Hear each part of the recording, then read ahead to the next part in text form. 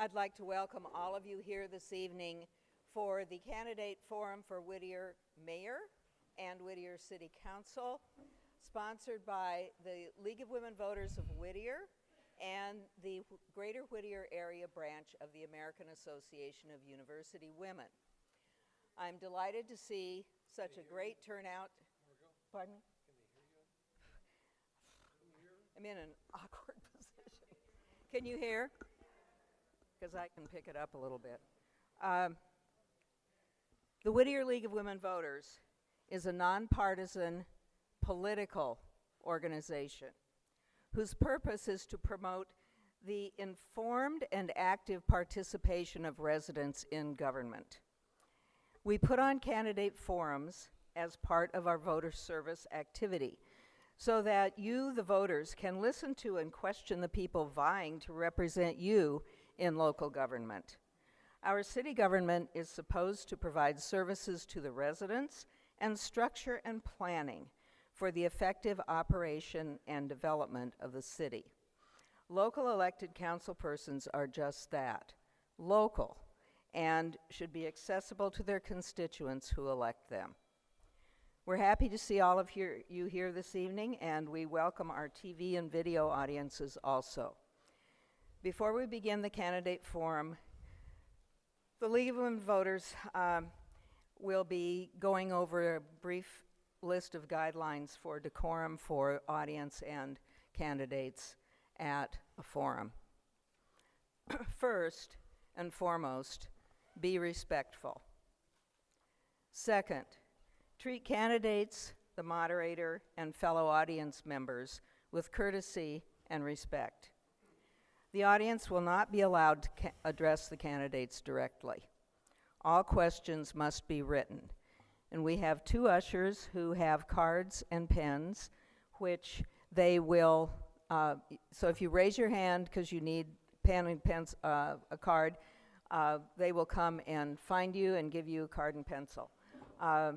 So get your hand up if you need a card or a pencil, and our ushers will be bringing them to you, and then collecting your, when you're done, hold your card up and they'll come and collect the card.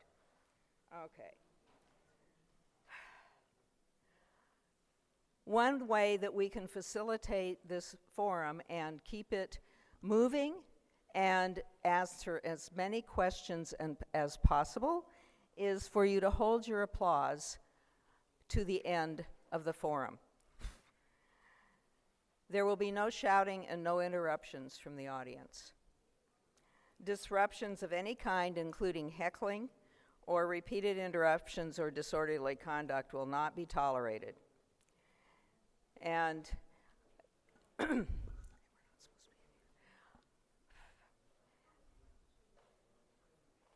if the forum happens to get out of hand, and I'm not anticipating that, I have the privilege of disbanding the forum and just calling it off.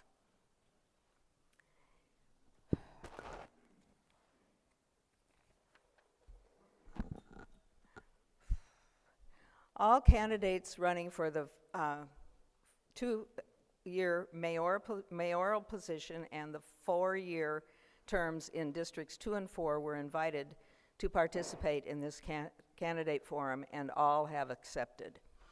They have agreed to abide by the rules sent out in the invitation. And those rules include the candidates will be allowed 1 minute to state their reasons for seeking the position and to identify the most important issues Whittier City Council faces. Questions from a panel who are seated at the far end of the table will be asked first, and then the general audience questions will be asked after that. 1 minute answers for all questions. Presentations by candidates and questions from the audience must be confined to matters involving city government and policy, not personalities. Personal attacks will not be tolerated. We will accept only written questions from the audience. You may, and candidates have placed their biographical material in the back, which you may pick up on your way out.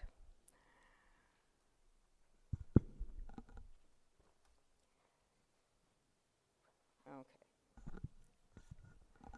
The candidates for mayor have drawn for order of speaking, and we will begin the mayoral forum. I want to introduce a couple of people. I have the people on my left are both members of League of Women Voters and AEW. Vanessa C. Tyson is a professor at Scripps, and Dolores Gonzalez Hayes has a long experience in public policy. They are reading the questions for civility, clarity, and relevance to city governance. At the other end are our two panelists. Pat Dudley is representing the American Association of University Women in Whittier, and Paula Sheridan is representing the Whittier League of Women Voters. And they will be giving the opening questions after we have our opening statements. And then I will be reading the questions that have come from the audience. So I think we're ready to begin. What do you know? And all of us have to remember to turn our mics off when we're not talking, right? Okay. Since we drew for order of speaking, our Mayor, Joe Vinatieri, has drawn number one, and he will be speaking first. Then we will hear from our other two candidates. Mr. Vinatieri, 1 minute. And our timekeepers are right in front. Right here. And I want to make sure we have 2 minutes for opening, right? I think the letter said one, but... It said two. Okay, fine. Yeah. I will go with it. It says one. Second paragraph. It's there. Okay, ready to begin? Next paragraph. Nope. It says in the first paragraph, each candidate will be allowed 1 minute to state his or her reasons for seeking the position. Unless the... Actually, it says each candidate will be allowed 2 minutes to state Okay, so mayor one is two. reason. Okay. I will go with that. Mayors get 2, and council members get 1. Moving it quick. Can you hear me? I hear yes, I hear no. Okay. Yes, okay. Ready? So it's been my honor to serve you as the Whittier mayor for the last 2 years, and during that time we've overcome many challenges, implemented many great improvements for our residents. Through sound fiscal management, we've avoided tax increases, increased our reserves, invested millions of dollars in modernized libraries, expanded parks, recreation, senior facilities, increased police and fire staffing, expanded local business opportunities and jobs, and sheltered many of our homeless residents. So public safety is our #1 responsibility, and Whittier Police Department officers now wear body cameras. Our Part 1 crime is down 13% over last year. And now we have emergency paramedic service in East Whittier within 4 minutes.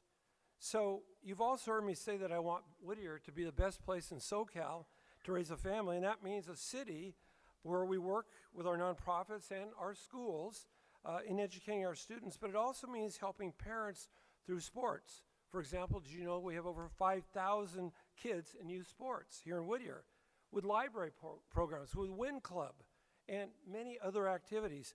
So looking ahead, I'm planning on adding more police and paramedics, investing in making our community resistant to wildfire in our hills, developing a sales tax rebate program for residents who shop at Whittier businesses, adding more parking and Whittier Cruiser shuttle service to our commercial areas, expanding our relationships with our colleges, and fixing Whittier Boulevard now that we've taken control from Caltrans. Can you imagine? 15 minutes from 605 to Orange County border. So despite many state and federal mandates, we've been able to protect the unique values, the character and history of our community.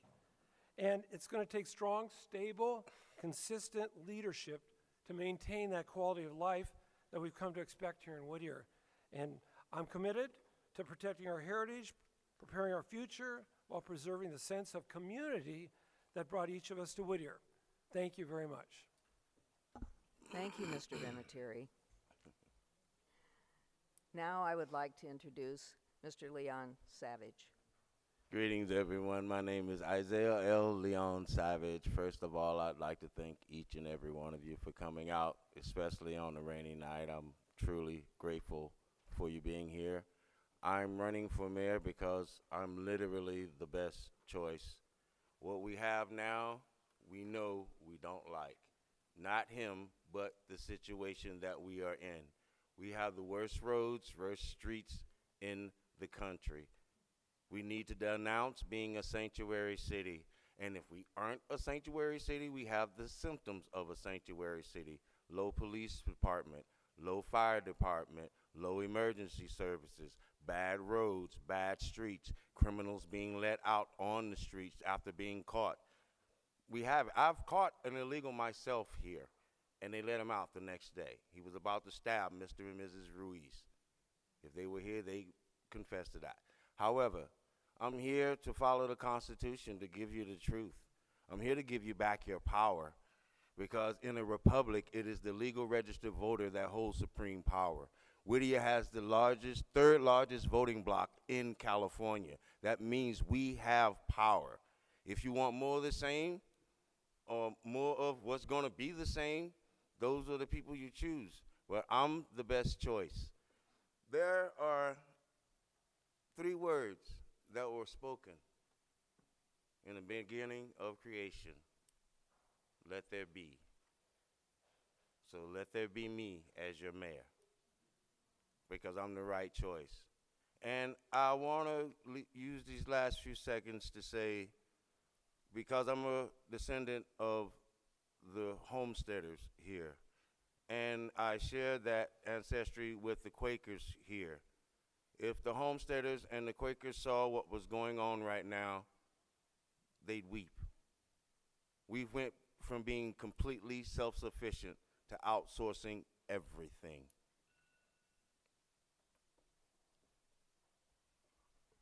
Thank you, Mr. Savage. Now we will hear from James Becerra. Can you hear me? Good evening, and thank you to the League of Women's Voters for hosting this forum, and to everyone watching tonight. I'm James Becerra, and I'm running for mayor because it's time for a new chapter in Whittier. For many years, the city has operated under the same approach, and too many residents now feel a gap between the plans at City Hall and the results they see in their daily lives. As an environmental planner, and after more than 20 years serving on boards and commissions for the city of Whittier, I've seen firsthand how thoughtful planning and smart growth can improve quality of life. I know how city decisions get made, and I know where we can do better. And here are some examples of what we can do. Require developers to provide adequate recreation space in their projects. Support our urban forest as a key component of our urban infrastructure. Consistent and sustained bike and foot patrols in Uptown, the Greenway Trail, and the commercial district in the Whitwood Commercial Zone. And finally, protect the constitutional rights of all residents of Whittier. Whether it's homelessness, public safety, traffic, or public trust, residents are asking the same question. Are we moving forward, or are we standing still? I'm running to bring steady, transparent leadership that focuses on real progress people can see and feel. And I'd be honored to earn your support.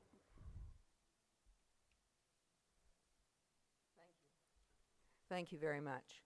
Now we will hear from our panel, and I'll call on Pat Dudley to address the AEW question. Pat. Thank you, Margot. The U.S. House of Representatives just passed the Save America Act, which would disenfranchise an estimated 69 million American women whose birth certificates don't match their current legal name due to marriage or divorce. These documentation barriers disproportionately harm women, especially women of color who face higher poverty rates and can least afford the cost of obtaining a passport or navigating complex bureaucratic requirements. But the silencing of women isn't only happening in Washington. While the Brown Act mandates maximum transparency and public access, the city of Whittier moved in the opposite direction, eliminating live stream broadcasting of public comment without a public vote or sufficient notice to residents. This policy disproportionately silences working mothers, caregivers, women with disabilities, and anyone who cannot physically attend an evening meeting. Mayor Vinatieri, did you authorize this policy? If not, why did you allow it to stand without a public vote? If yes, how do you justify restricting public participation when state law demands the opposite? And we have 1 minute. Thank you. So the way you've characterized the question is basically it came from a public safety issue. We had to talk with our chief of police because, as you know, there was a group of people that were involved disrupting things, and disruption is something that the Brown Act is very clear about. So we decided to take the step to shut down the public portion of the comment until things got a little bit more under control. As you know well now, the audio is open because things have gotten back, and we are at a point now where the police department has indicated that from a safety standpoint, especially inside of City Council, City Hall, that it's safe to go back, and that's what we've now done. Thank you. For our two candidates, as women face systemic exclusion from democratic participation, what concrete actions will you take to ensure women's voices in Whittier are not just heard, but valued and prioritized? Well, We'll begin with Mr. Becerra and then go to Mr. Savage. excuse me. I'll do everything I can to make sure women's voices are not silenced, starting with broadcasting public comments at our public community meetings. You know what's a public safety issue? Is silence. Silence can be dangerous, and that's more dangerous than any word we might hear. So I'm going to bring that back as soon as I can as mayor. Thank you. Mr. Savage. Well, under the First Amendment, it says that Congress shall make no laws. Also says that Congress shall have no abridgment to freedom of speech, freedom of expression, or thereof to the press or to the people. The people have the right to peaceful assembly. Now, this is what the Brown Act was about, the abridgment of free speech. This shouldn't happen, and following the Constitution isn't that hard, honestly. So I love women. I have moms, sisters. I have 6 daughters. So, yeah, I truly love women, and I do not like seeing them in bad situations. However, ladies, all I could say, use your power. You have the power of petition, and the petitions have to be addressed. Use the power that you have under the Constitution, under the law, and you will get what you want.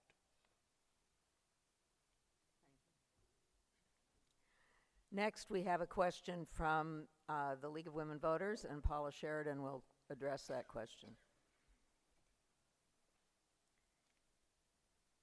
Los Angeles County's Immigration Enforcement Vulnerability Index identifies Pico Rivera, our neighboring city, as one of the most economically vulnerable communities impacted by ICE raids. Research shows the 10 most vulnerable zip codes in LA County are primarily working-class immigrant neighborhoods, including areas adjacent to Whittier. And the USC Equity Research Institute study found that enforcement actions have triggered significant economic impacts on small businesses and mixed-status households across the region.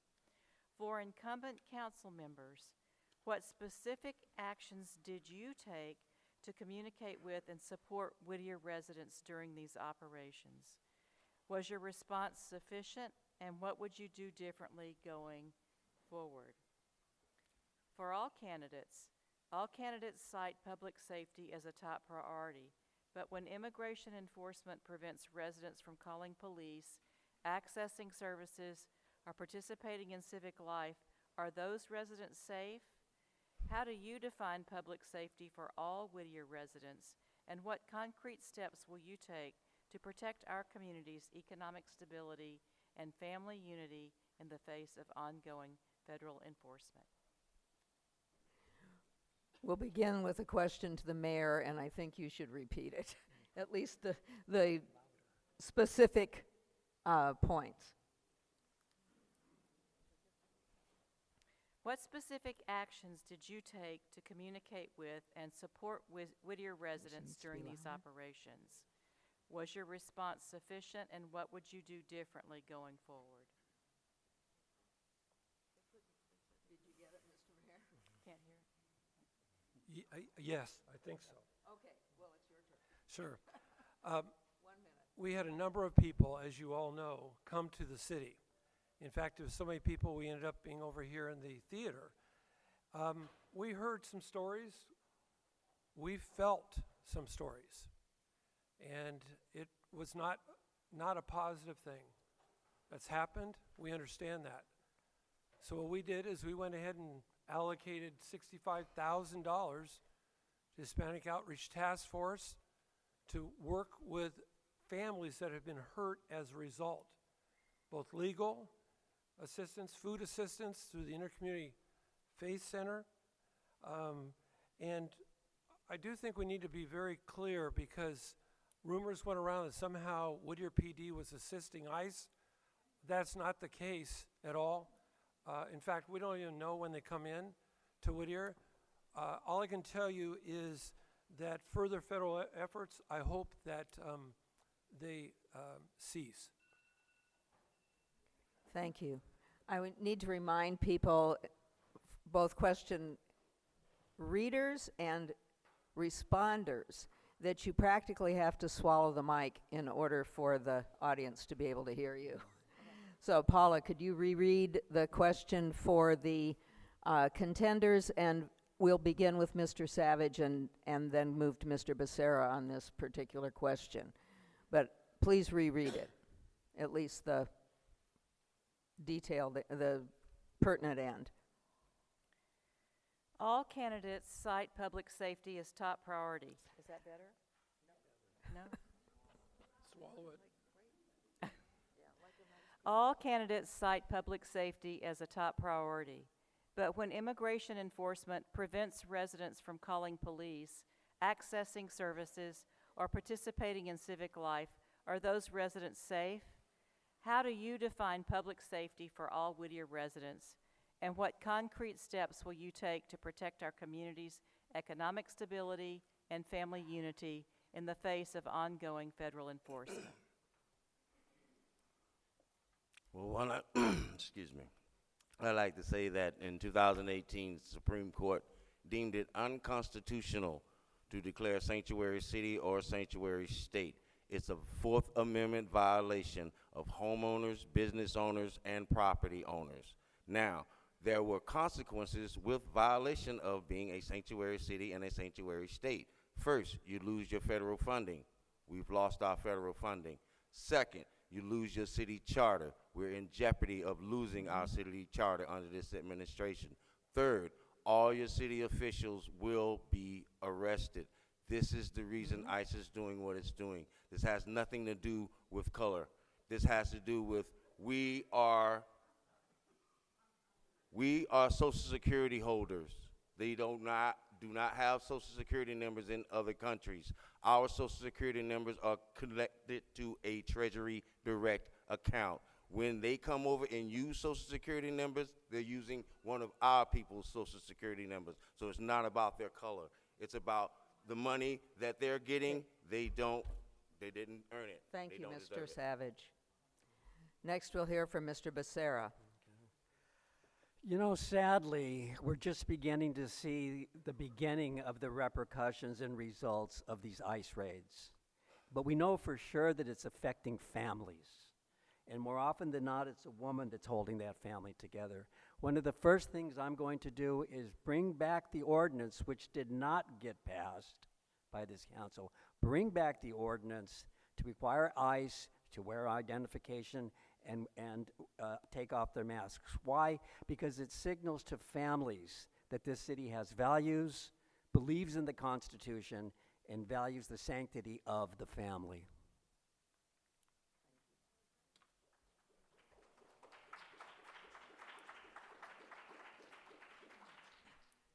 Thank you. This question is addressed to all candidates, and for this question, we will begin with Mr. Becerra, go to Mr. Savage, and end with Mr. Vinatieri. What should be the role of citizens in the decision-making process in Whittier? How can you facilitate this participation?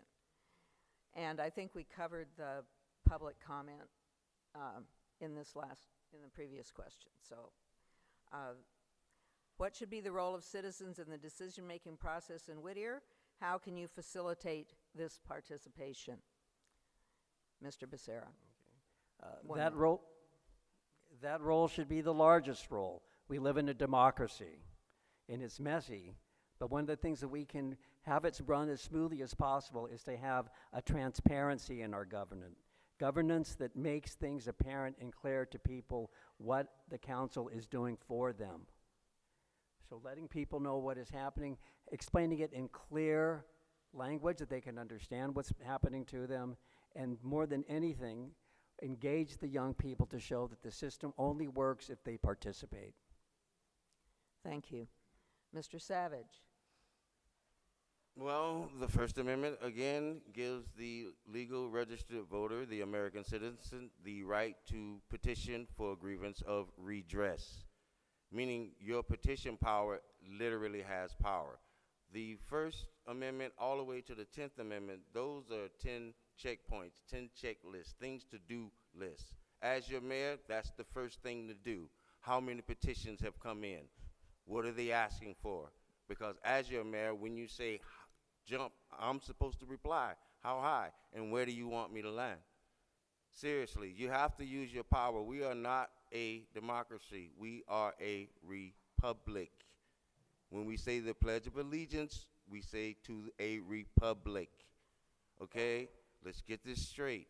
And I'm willing to wager anyone in this room, you will not find the word democracy anywhere in the Constitution. It was purposely left out. Thank you. Mr. Vinatieri. When the citizens of this community voted yes on Measure W, and many of you here did, we basically told everyone that we would be as transparent as possible with those monies. We have on the website Whittier Transparent, which tells where those monies went, because we appreciated that which was given to us. We also have the Whittier 365 app. How many of you here use it? It's really great. I'm glad to see that. It's very, very helpful. And probably what's really important, we went to districts, and there's an issue. If there's a problem in Whittier, you don't call Washington, you don't call Sacramento, you call the mayor, you call your elected representative. And we all on the council take lots of phone calls. We're very, very open to that, and I know you'll continue to do that. We get lots of emails because that's part of who we are as a community. Thank you.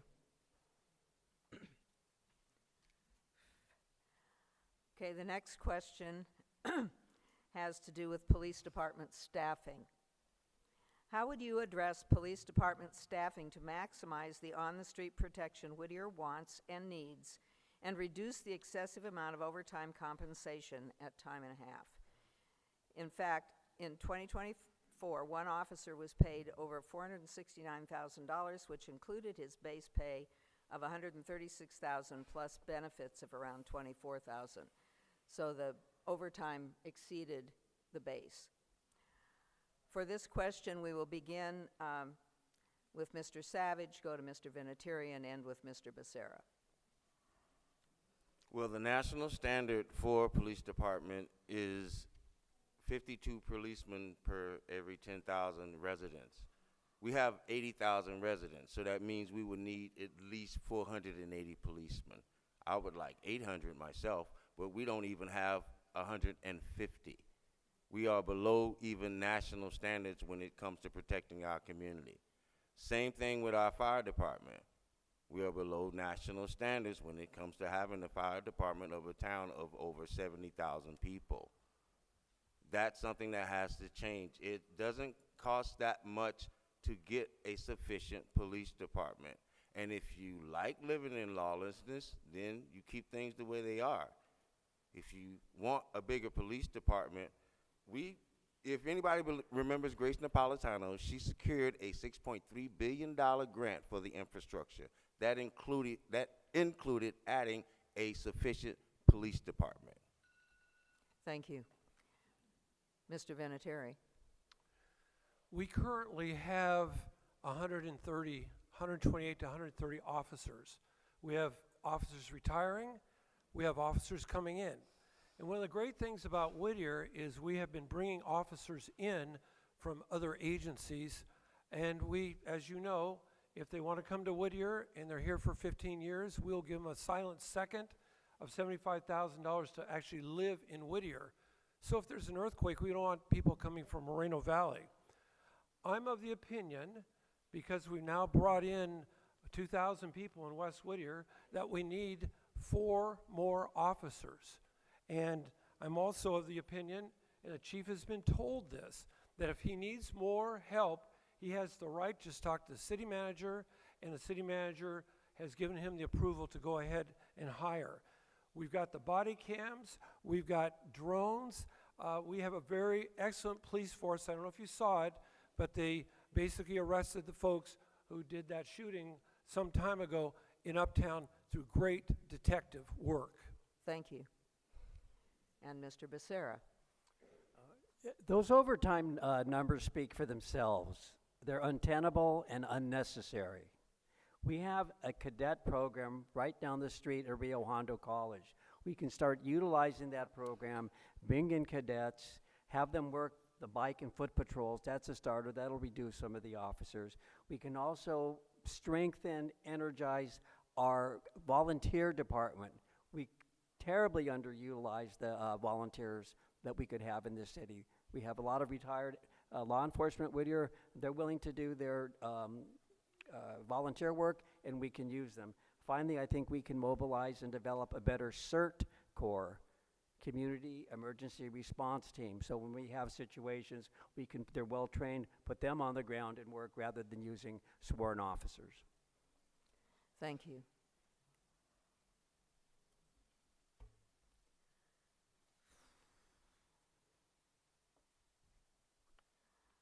Okay, as mayor of Whittier,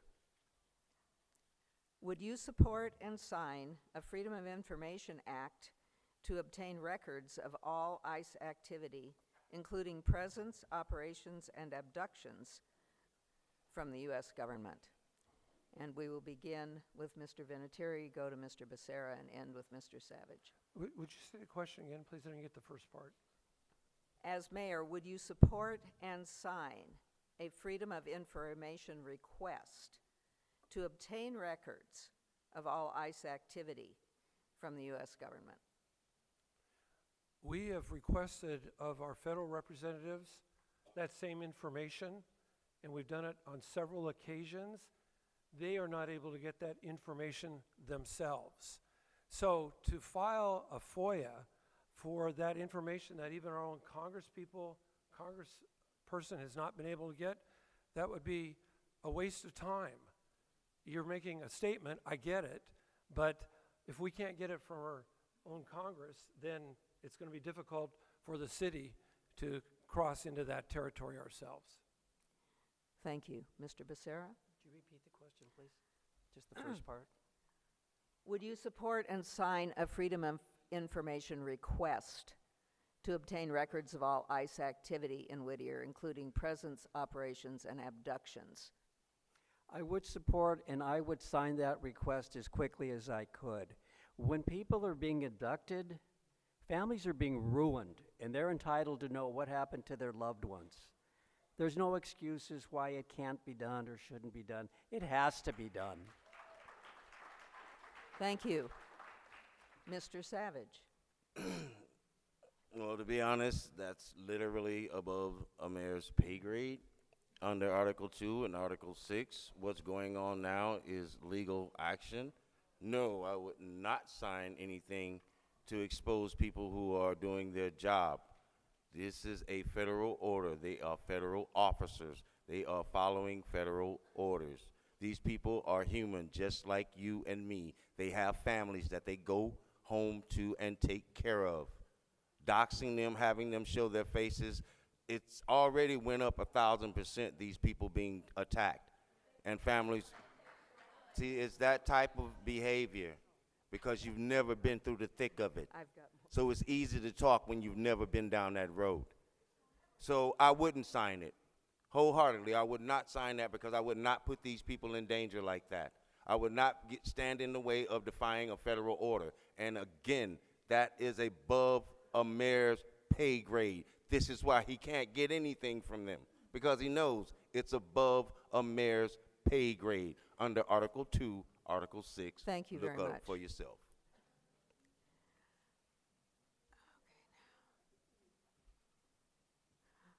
Okay. The next question says, there has been an influx of new townhome construction, but no or very little expansion of green space in the city. Equally needed is rental housing stock available to all income levels. What ideas do you have to increase green space and affordable housing? And for this question, we will begin with Mr. Becerra, go to Mr. Vinatieri, and end with Mr. Savage. We really don't need any ideas because it's on the books. It's in the city's general plan. We can require 4.85 acres of land from the developers for every 1,000 residents, every 1,000 residents they propose. It's real simple. You tell the developer, you want to build your project here, you're giving us 4.85 acres of green recreational space on your project. No new idea, it's on the books.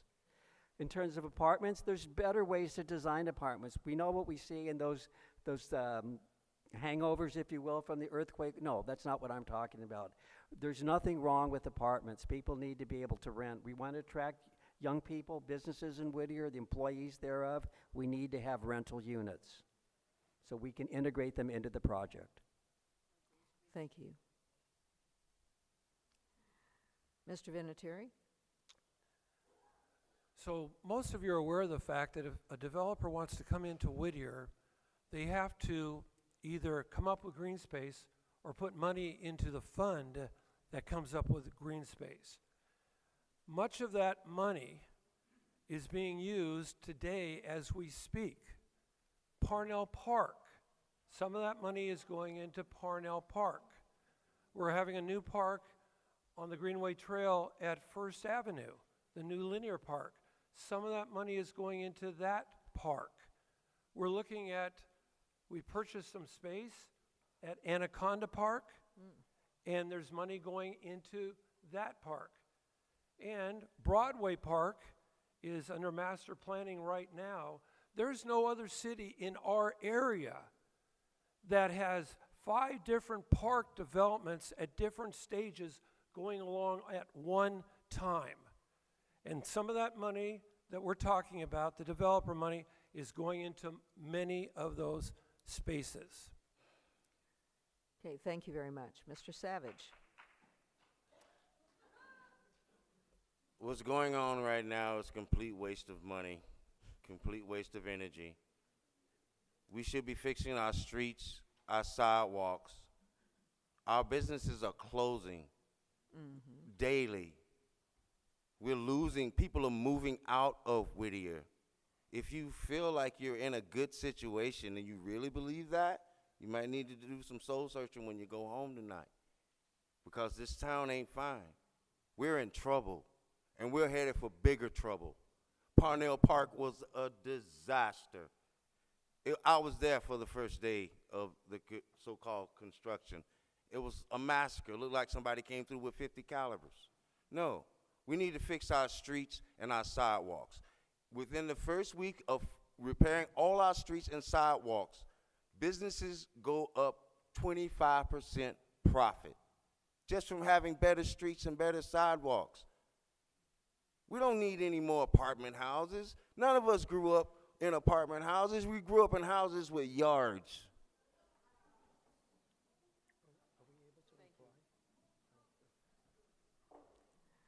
Thank you very much. This next question says, what suggestions do you have for redesigning Whitwood, the quad, and the newly acquired portion of Whittier Boulevard by the 605 freeway to bring in businesses and amenities that Whittier residents will want and will patronize? And for this, we'll begin with Mr. Savage, go to Mr. Vinatieri, and end with Mr. Becerra.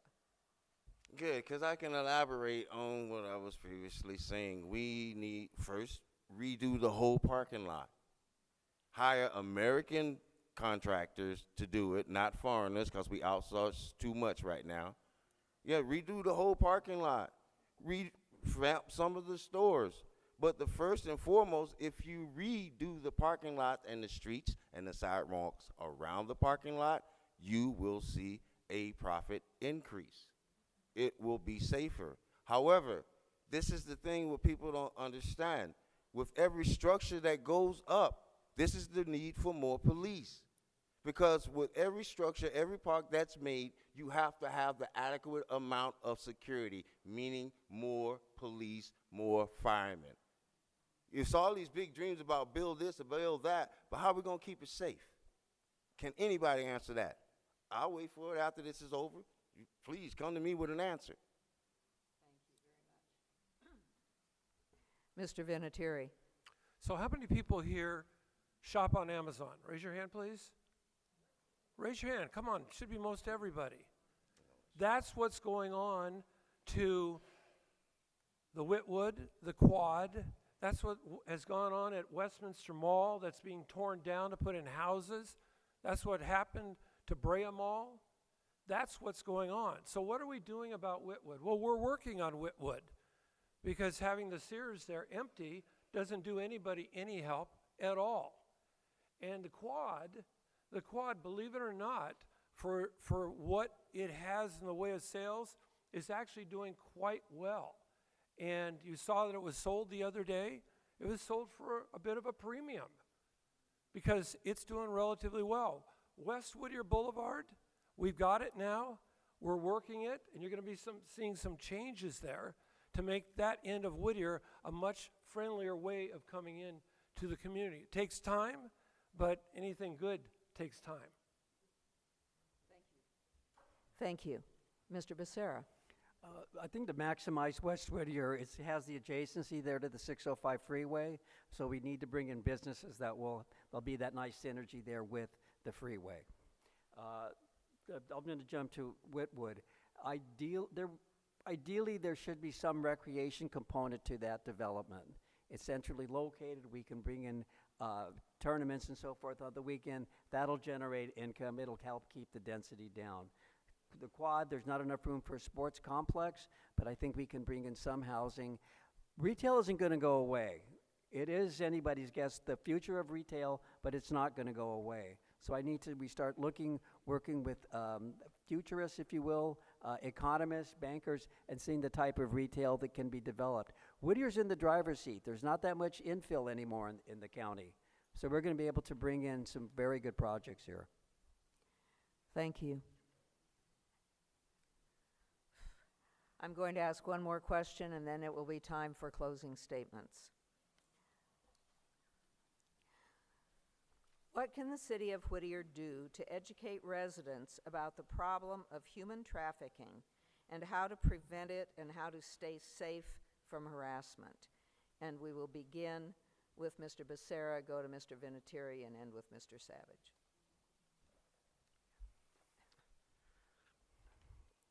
I think one of the easiest things we could do, but it's a hard situation. It's utterly immoral. We need to be honest about the explosion of massage parlors in this city. Let's don't kid ourselves. We know what's happening there. So there's ways to prevent moratoriums, zonings, and so forth. But I think that we need to acknowledge it's right here in our city, but there's a tangible way, there's a face of it, and I think we can push back on it. Thank you. Mr. Vinatieri? So I have to be careful what I say here, but yes, we've seen the massage parlors. We all have. And I can say this to you, that those massage parlors,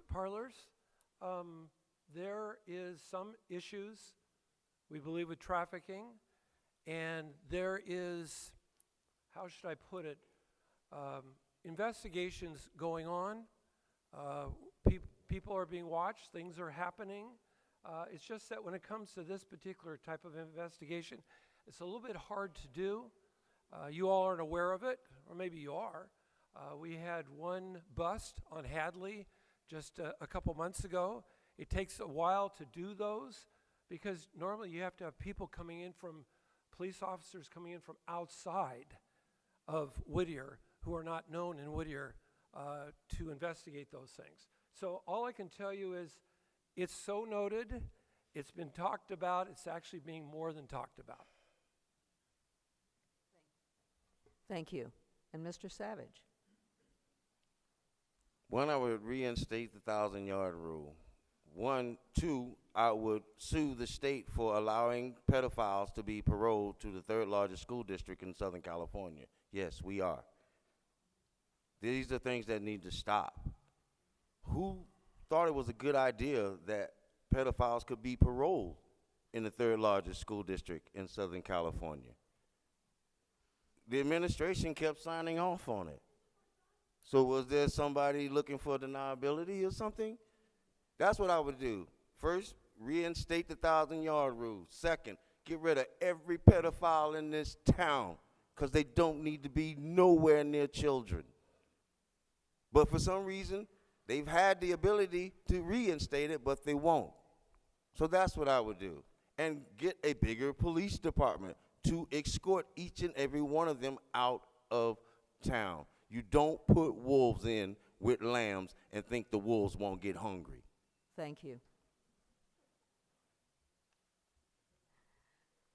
We have reached the end of this mayoral forum, and our candidates will be allowed to give a closing statement of 1 minute, and this will be in reverse order of their opening statements. So we will first hear from Mr. James Becerra. Thank you to the League of Women's Voters and those in the audience tonight. This election is really about trust and direction. Whittier is a strong and proud city, but too many residents feel a growing gap between decisions at City Hall and the reality they see in their daily lives. People want to be heard earlier, see clearer results, and feel confident that their city government is working for them. I'm running to bring steady, transparent leadership that focuses on outcomes, safer streets, more responsive services, thoughtful growth, and a city hall that listens to decisions before they made rather than after. I believe Whittier is ready for a new chapter built on openness, fairness, and real results people can feel in their neighborhoods. This time it will be different. We can make it different with your vote, and I'd be honored to earn your vote. Thank you. Good night. Thank you.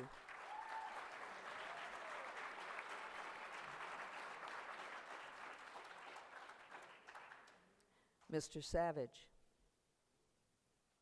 I'm still the right choice. If you want more of what's going on, you make the wrong choice. If you want to continue more of the same, overstepping your bounds, you're making the wrong choice.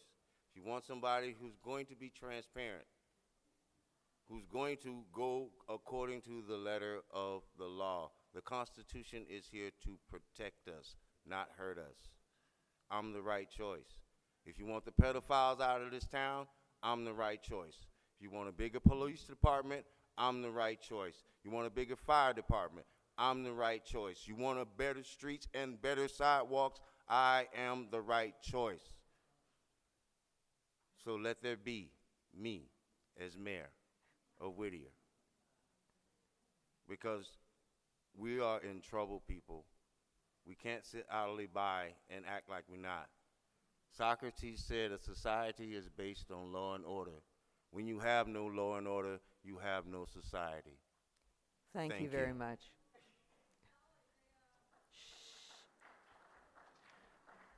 Finally, we will hear from Joe Vinatieri. Once again, thanks to the League of Women Voters for putting together this forum. I'm quite actually excited where we're at as a community and where we are going. I want to say thank you to my wife, Aida, back there, for all her support, for all our friends, and I'm appreciative of our city council team and our staff that have worked together to get us to a really good place right now. This is not a tale of two cities. Whittier is in a unique position, certainly as compared to many other cities. And we're well situated financially. Very importantly, we are doing things that other cities cannot do. We are doing things here to step out for the next 2 generations, making decisions with a visionary purpose. And I ask all of us to come together and look at the future, look at the children ahead of us. Let's make Whittier safe, and let's make sure this is the best place in SoCal to raise a family. I ask you for your vote. You can go to joev4whittier.com and Thank you. Please vote. Thank you, and God bless all of you.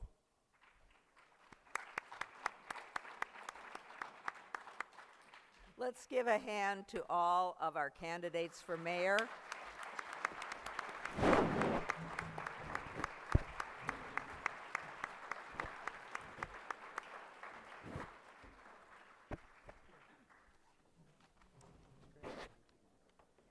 We have a short break while the mayor candidates leave the podium and we assemble the council candidates to start the second forum. Good evening, and we will begin again. I'd like to welcome all of you here and all of our candidates who are running for city council seats in Districts 2, which is uptown Whittier along Beverly, over by Palm Park, Hadley Heights, and down to Whittier College, approximately. Okay. And the candidates for District 4, which runs kind of between Painter and California, south of the boulevard, and then it tapers up to Mar Vista, above Whittier Boulevard. So it's to Penn Street. Whoa, that's further than I thought. So these two areas are each electing one candidate. All voters in the city of Whittier will be receiving their vote by mail ballot starting March 16th and possibly a little bit earlier. You have the opportunity to vote your vote by mail ballot at home and deliver it to a drop box. And the drop boxes are at the Church at Greenleaf, which is Greenleaf and Lambert, the Greenleaf Galleria up on near Mimo's and the parking garage, the Whitwood Branch Library, and Penn Park. That's where our drop boxes are. You can also mail your ballot, but I would suggest that you mail it a week ahead, just to make sure it arrives on time. If it goes in a drop box, it gets picked up daily, so it will arrive on time as long as it's dropped in on election day or earlier. The other alternative is to go to a polling place, a vote center in the city of Whittier. There are 4 vote centers: York Field, Palm Park, the Whitwood Branch Library, and Michigan Park in the new building. And those facilities will be open April 11th through April 14th. So you can go in person, mark your ballot, and it will be securely deposited at that location and returned to City Hall for counting. Okay, I would like to review the rules. I think the audience behaved quite nicely during the first half, and I anticipate that you remember those rules and that you will abide by those rules during this forum also. Written questions submitted to our ushers. If you have a written question, hold the card up and they will come pick it up. If you need a card, you can hold your hand up and someone will bring you a card and a pen. The questions need to be relevant to city governance, they need to be polite and civil, and they need to be clear so that we can understand what you're asking. Now, we will move on to opening statements by our candidates who are running for these 2 council districts. And I'll remind the candidates that we really have to just about eat the mic. And I'm thanking the staff here who have upped the volume on the speakers also. Each candidate will have 1 minute for opening remarks, and they are to address the question, why are you running, and what do you think the most pertinent issues are in the city of Whittier. Then we will have panel questions from our panelists who are at the far end of the table. And then we will have audience questions, and our question sorters are here, and they are looking for clarity, they are looking for pertinence, they are looking for civility. They may be combining questions. If we get 10 on the same topic, it may get turned into 2 or 3. And they have to be able to read them too. So I'd like to thank all of you again for being here, and all of you candidates for sticking your necks out and vying to serve your community. And we drew for order of speaking. I am going to begin with the people on my far, far right. So we'll actually begin with District 2, and where's my cheat sheet?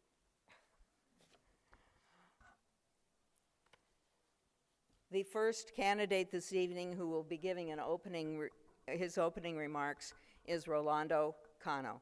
1 minute. Okay, guys, so my name is Rolando Cano. Many of you may remember me from running for the mayoral seat, but a lot has been happening within the last year. I put a lot of thought into what my next step was going to be, and it was to run for District 2 to protect my home, to protect my community. What we've seen from our city and what we see what's happening around us, we lack protections. Every day I get out there, I patrol our city with many people in the community. We're the only ones that are actively out there. And I ask for your vote because we got to do more in our community. We have an opportunity to save the trees, which is something that I'm dedicated to do, and to protect our city by implementing a system where we actually alert the public as to ICE presence. We make sure that we secure our schools in District 2, which is the highest concentration of schools. So we got to do more, not less. So I ask for your vote on April 14th, Rolando Cano.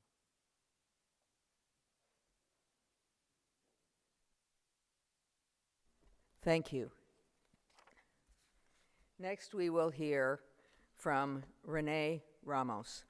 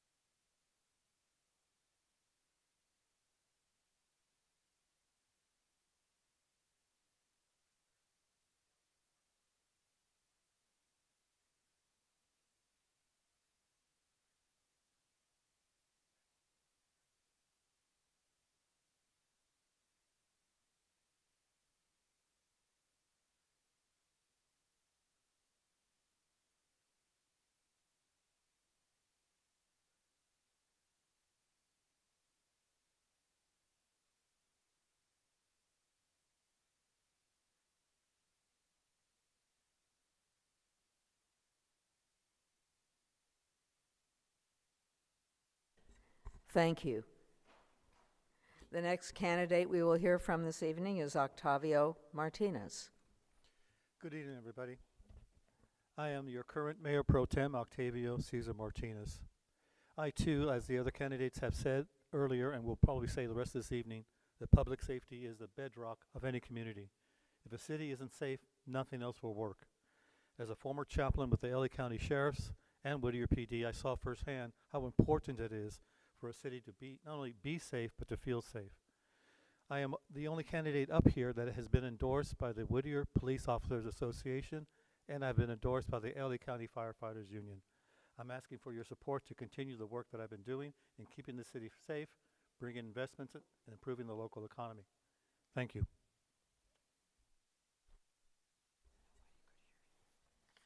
Thank you. Next, we will hear from Brian Ahern. Thank you. My name is Brian Ahern. I've been living in Whittier for going on 20 years now.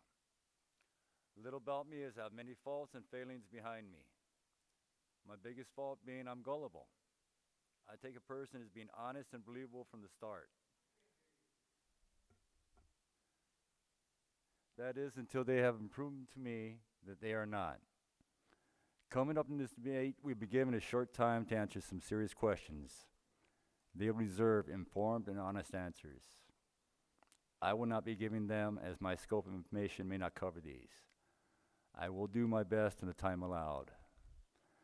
Now, as to the reason I'm running for this position, someone should be representing the average citizen, trying to make it paycheck to paycheck. We need someone to speak up and say enough, just add a fee, raise the rate, add more tax. I am not that man, but maybe I can speak for him. Now, my full Christian name is Brian William Patrick Ahern. Thank you. Thank you. And finally, in District 2, we will hear from Vicky Santana. Good evening, Whittier, and thank you to the League of Women Voters and to everyone taking the time to be part of our conversation tonight.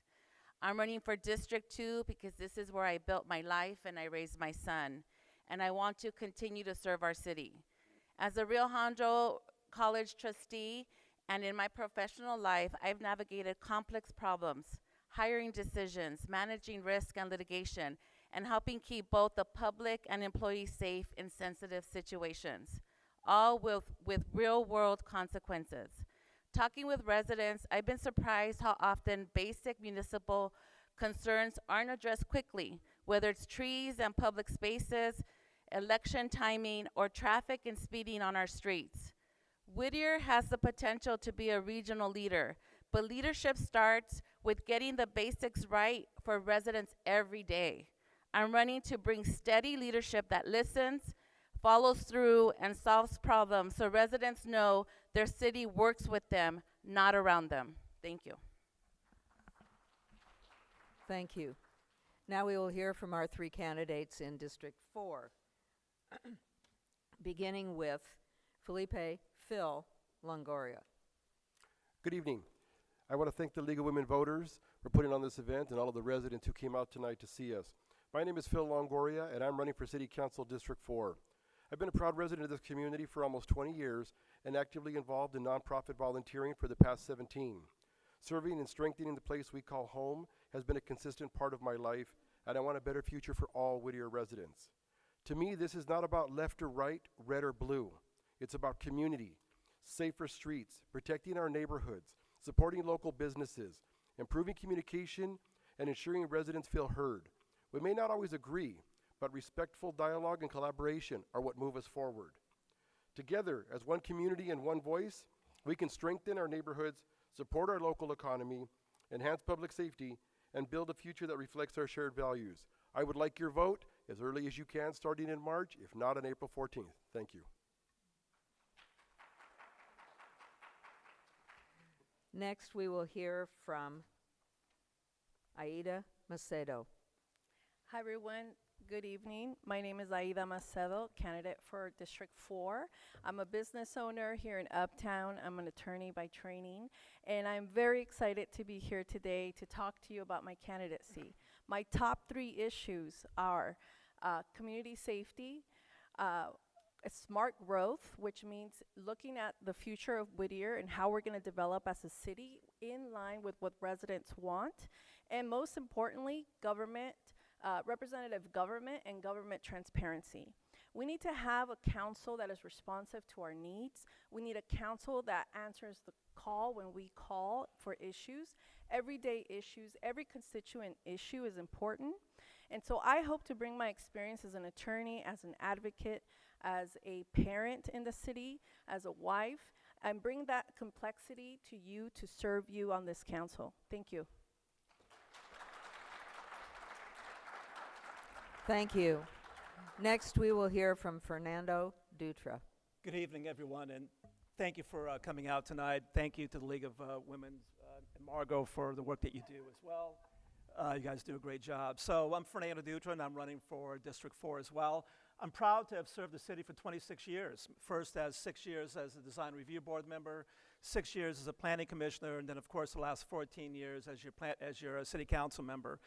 City of Whittier is a great city. I'm proud to be part of a team that has approved additional park space, approved the expansion of some of our libraries, as well as the expansion of our police force. This is a great city to live in. I'm still proud to live in it. I'm an immigrant. I moved to the United States when I was 10 years old, didn't speak any English. I understand the immigrant issues. I'm also a developer and a builder. And because of my background, I think I've been able to help the city navigate through some difficult projects that have been built in the city of Whittier, including the Groves as well. I was planning commissioner, actually chairman, when we approved the Groves, and I'm still proud of that project, and I hope to continue to be your city council member. Thank you. Thank you. Now we will go to the panel questions, and Pat Dudley, would you ask the first one? And for these questions, I will start with Council District 4, going the same order that we went, and then go back to Council District 2 and work our way through. The United States House of Representatives just passed the Save America Act, which would disenfranchise an estimated 69 million women whose birth certificates don't match their current legal name due to marriage or divorce. These documentation barriers disproportionately harm women, especially women of color who face higher poverty rates and can least afford the cost of obtaining a passport or navigating complex bureaucratic requirements. But the silence of women isn't only happening in Washington. While the Brown Act mandates maximum transparency and public access, the city of Whittier moved in the opposite direction, eliminating live stream broadcasting of public comment without a public vote or sufficient notice to residents. This policy disproportionately silences working mothers, caregivers, women with disabilities, and anyone who cannot physically attend an evening meeting.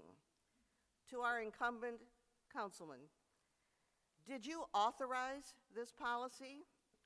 If not, why did you allow it to stand without a public vote?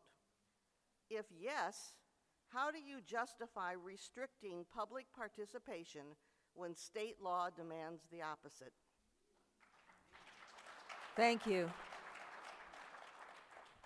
Applause takes time, and we have a lot of candidates. I'm going to start with Mr. Dutra, because he's the incumbent, and there is a parallel question for the contenders. So, Mr. Dutra. Thank you, Margot, and it's a great question. You know, as the father of 2 daughters, I don't think I'm ever going to quiet anyone in my family. It's pretty difficult, very strong women in my family. But what I should say is, yes, I did absolutely endorse what we did, and I'll tell you why. It was embarrassing to sit up there as a city council member and hear some of the comments that were coming from the audience.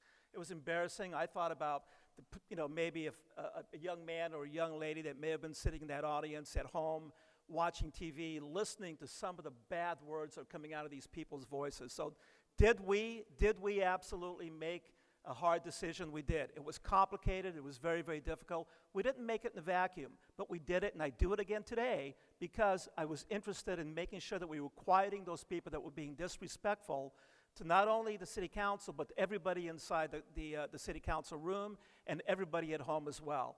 That's not the way to approach a open forum, and I'm not interested in being part of a system where people can just come up and yell and scream crazy and weird things. So thanks. Next, we will hear from Octavio Martinez. You know, this was not a easy decision to make. It seemed that there was, as Fernando just pointed out, the language and the behavior of the adults who were showing up. I found it difficult to believe that you would want your own children to behave that way in a public forum. The decision we made to cut the video and the audio feed didn't come easy, but it did seem to lower the temperature. Once folks realized they were no longer on TV, once folks realized they were no longer being seen in that respect, it seemed to turn down the temperature quite a bit. Of course, folks were still able to come to those meetings, as always, and make their public statements. They were also videotaped and could be seen later, but they were not broadcast, and we just didn't need any more grandstanding and clownish behavior and trying to get the people's business done. Thank you. Excuse me. Excuse me. There is no audience comment. Thank you. The next speaker will be Pat Dudley, because she needs to give the question to the non-incumbents. As women face systemic exclusion from democratic participation, what concrete actions will you take to ensure women's voices in Whittier are not just heard, but valued and prioritized? For this question, we will begin with Mr. Longoria. Thank you. If elected, the first thing I would want is to get everybody back on camera, to allow them to be seen, to allow them to be heard. Secondly, I do want to stand behind the council as they are here now, because they do take public safety into concern, as I would. If there's ever a threat against any of the women there, I would be the first one to say we have to do everything possible to protect all of our citizens. But I would make sure that the women's voices are heard. I would stand by and make sure that everything, when people come in, we give them a voice, we give them the respect they deserve, and we make sure that everybody feels safe, heard, listened to, and viewed within our city. Thank you. Thank you. Ms. Macedo. First of all, I'd like to say that no one should be proud of silencing the public. As a public official, it is your job to listen to the public, and the fact that they allow someone there every single week to use the N-word and not silence them, to me, is very hypocritical. As an elected official, your job is to encourage participation, to reach out to constituents, to open the door, to have an open door policy. To me, it's unacceptable that we try to silence the public, because the situation could have been handled differently through a meeting off-site, maybe a town hall, a mediator. There's so many solutions besides doing what the council did. I also want to state that women don't need men to give them a voice. Women have a voice. And we need a women's commission that is part of the city of Whittier. We need women to have a say. Thank you. Thank you. Now we will hear from Rene Ramos, and then we'll go to Mr. Ahern, Ms. Santana, and end with Mr. Cano.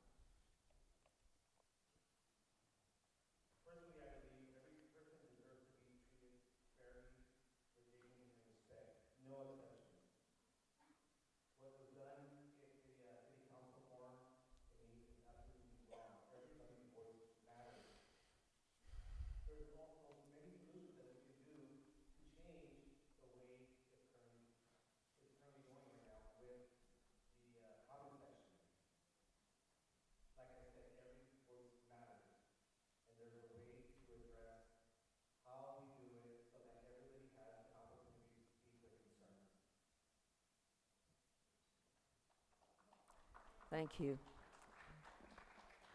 Mr. Ahern? Would you repeat the question?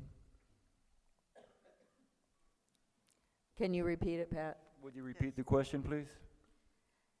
As women face systemic exclusion from democratic participation, what concrete actions will you take to ensure women's voices in Whittier are not just heard, but valued and prioritized?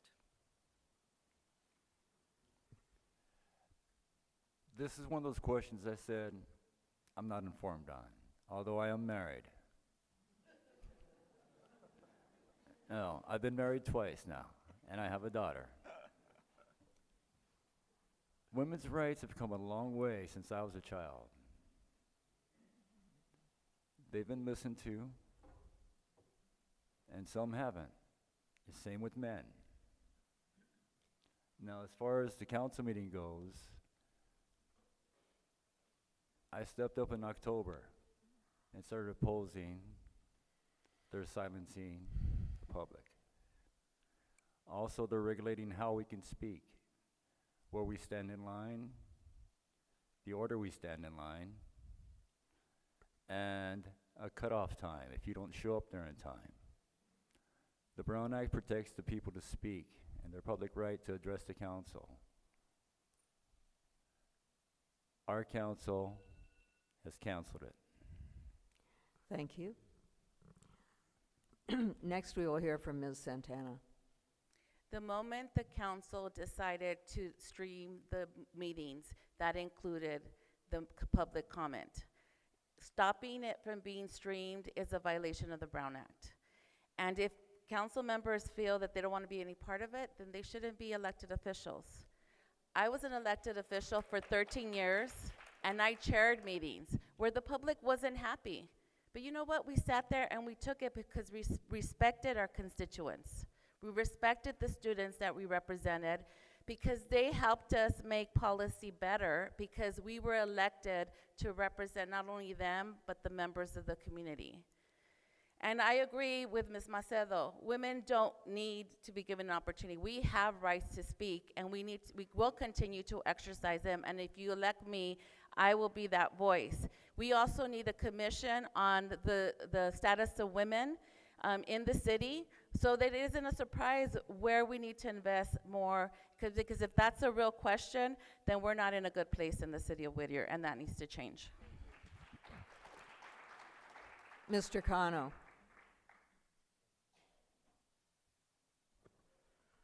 All right, let's actually address the question. Men create conflict. We create war.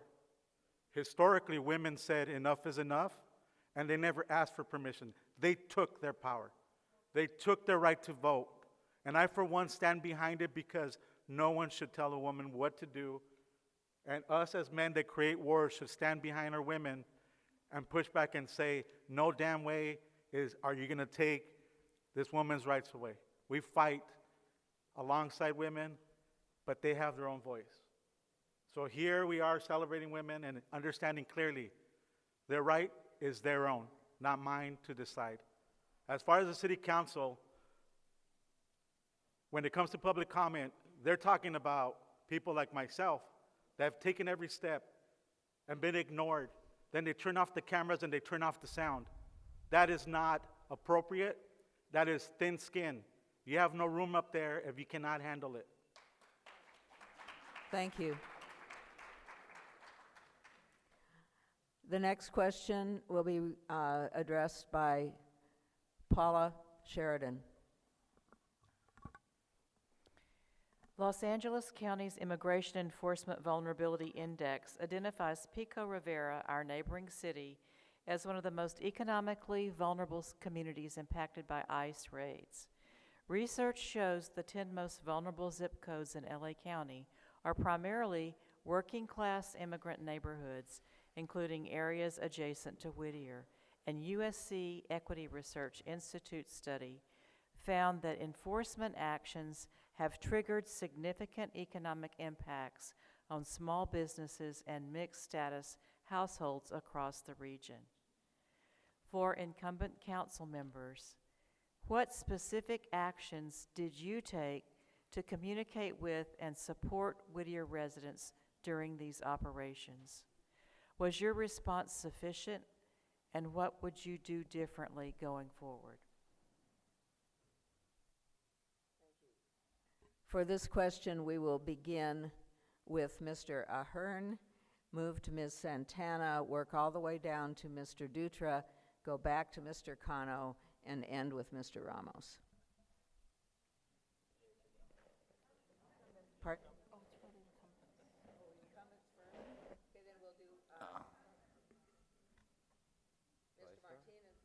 Mr. Martinez first, and then Mr. Dutra. Sure. Whittier has seen its fair share of ICE enforcement, and it's not been good. It looks very ugly. And while we need to hold people who commit serious crimes accountable, we have witnessed activity that seems to have gone far beyond that. The scale and the impact of the enforcement actions have left families shaken and neighborhoods divided. It's pitting us against each other. It's almost like the worst of religious conversations, where if you don't say the right words at the right time, you're a heretic and you're cast out. And I thought there's got to be a different way. So one of the things we did as a council, which we're proud of, is to provide money for food scarcity and those impacted by their wages, and also monies for those who wish to pursue legal aid to get their documents in order to be able to remain here safely and legally. And you know, I take this issue personally because I, like many others here on this council, I am also the son of immigrants, and I remember my parents talking about those times when they were first here. And I think maybe the stress that they went through accounted for the loss of my two sisters that my mother lost in miscarriage.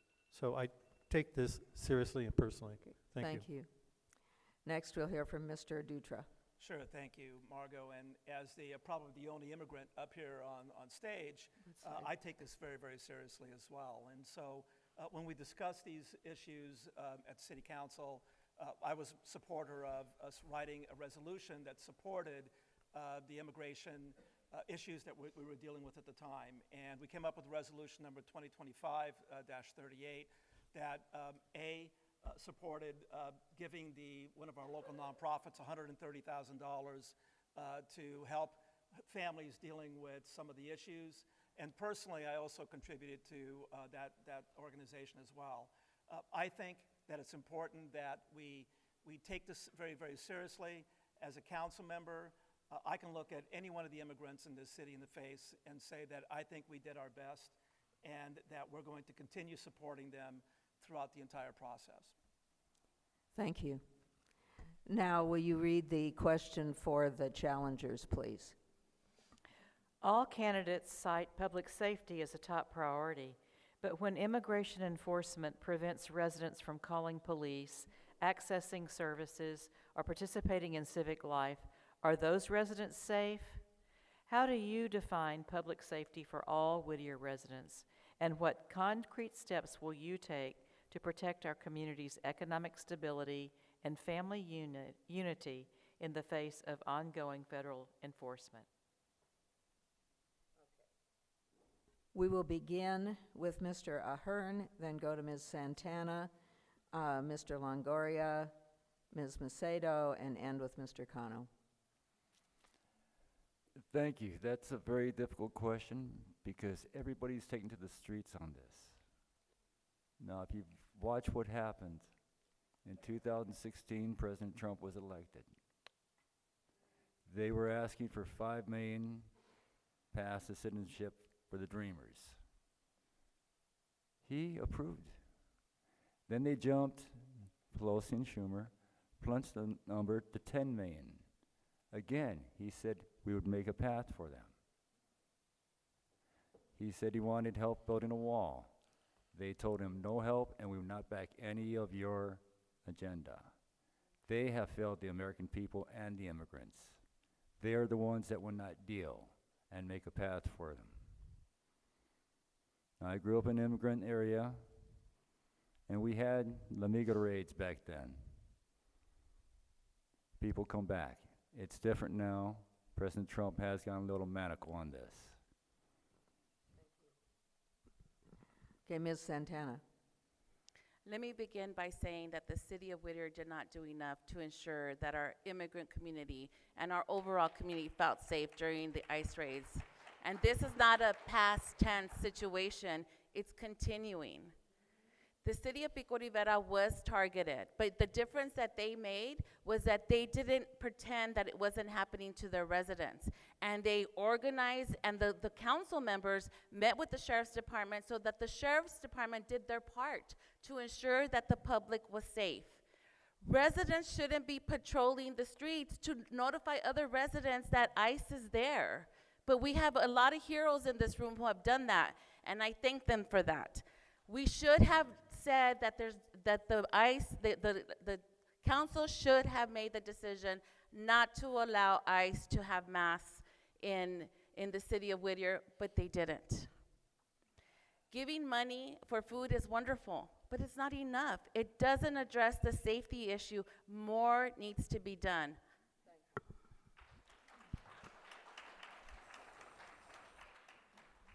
Okay, Ms. Macedo. I think when you elect a city council, you look for leadership in time of crisis. The ice raids that happened this summer, I was personally affected because my mother was at the quad, who is here. My mom is an immigrant from Mexico. And ICE showed up, and she was scared, even though she's a U.S. citizen. That is unacceptable. That should not be happening. And when you look to leaders, leaders need to act swiftly to protect our residents. Public safety, to me, equals community safety. That includes ICE raids. It's not a matter of if this is happening again, it's when this is happening again. And what are we gonna do? This is no longer an immigration issue. This is a constitutional issue. As a lawyer, I believe in the Constitution and the civil rights of all residents in Whittier, and I will do everything in my power to protect our community from these raids. And we do have power. Don't let anyone tell you that we don't. Thank you. Thank you. Next, we'll hear from Mr. Longoria. Thank you. So let me just say this, and we've talked about this at length within our different groups. ICE is a federal agency, and to Ms. Macedo's point, they're going to be back. We know that. A lot of our residents, our neighbors, our families, our friends, some of the people here tonight will be drastically affected by ICE. But as a city council, and what we need to do as a city is work with the local churches, nonprofits, and organizations to have more outlets, information, and resources for these people. The people that we see getting torn apart, the families that are being, in many cases, terrorized by this, they're human beings. We need to be conscious of that. And again, I applaud the efforts of them throwing money at the situation, but we need to do more. We need to be conscious of who our neighbors are. We need to remember that they're all people. And I say that if I'm elected, one of the things we do is we have to get it out there. Because as a city council, we have no authority against the federal government, but we can definitely do something as a people and as a community. Thank you. Then, finally, we will hear from Mr. Cano. Okay, guys, so first of all, I hate ICE. We need to get them out of here. Enough is enough. I get up every morning and we patrol our streets. I work with 33 other cities. We work with 2 other states, and we follow data. We warn our vendors, our businesses. We've taken action.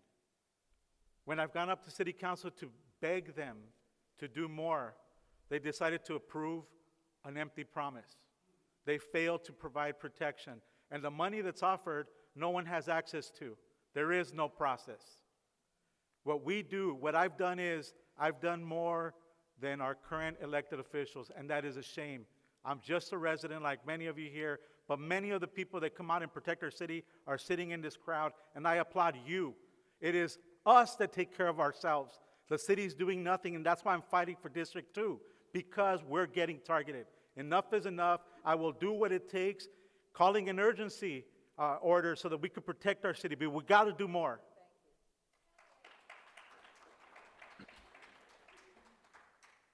In order to cover a few more topics, I am going to, Mr.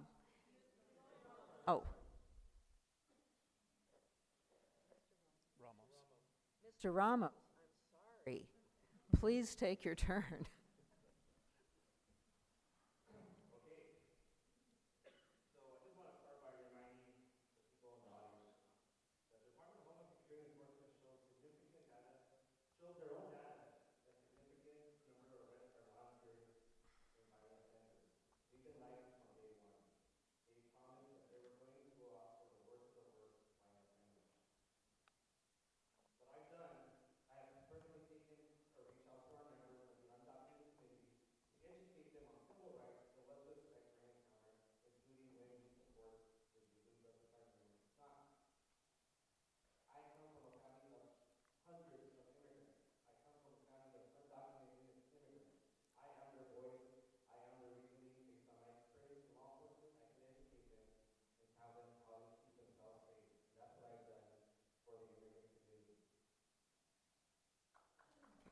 Thank you.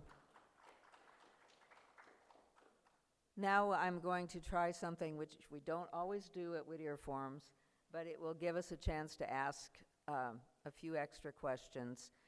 I will give a question to the first candidate whom I name, then I will give a second question to the second candidate I name, and the third candidate can choose which one of those two questions they would like to answer. Then we'll start again.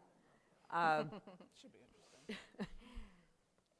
So instead of everybody answering the same question, all 8 people will get several more questions answered, and you can choose one if it hasn't been directed to you previously.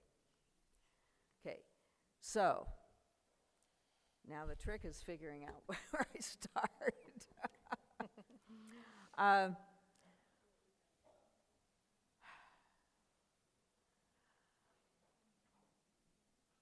Okay.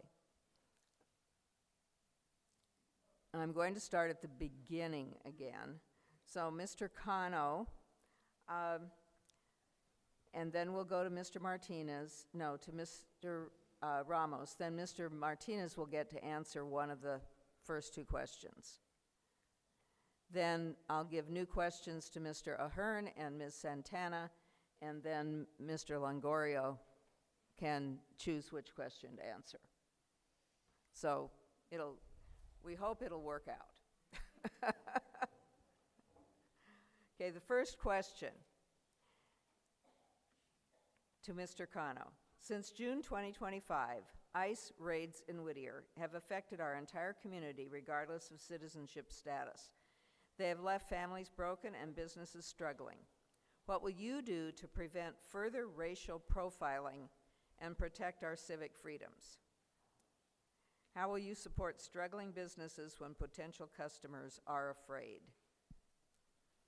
Okay, so first we got to acknowledge that this is happening. This is not what our current council does. They ignore the fact. How can a business trust its leaders when nothing's being done? When the cameras are turned off and you're silenced? Our current city council has not built the confidence between its businesses. It's busy driving businesses out and ensuring that developments come in. But we got to do more. We communicate, I myself with a group of people here, we communicate with businesses. We assure them that we show up. When they see ICE, we show up. We give them a heads up, and we make sure that they're protected. They're able to function. They're able to continue their operations because they trust the community. We need leaders that can be trusted. I'm one of these people that's on the street every day, and I communicate with many different businesses. We communicate with many vendors. But the bottom line is they reach out to the community, not our leadership. That is a big shame and a lost opportunity. We got to do more. I'm running because we need to do more. Thank you.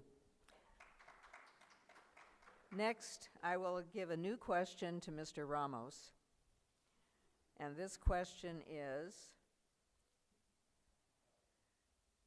the priorities of a city are reflected in the visual conditions of the community. What would you do about dark streets, dirty and broken sidewalks, and littered vacant lots, which impact the district you will represent, to better improve its attractiveness and safety?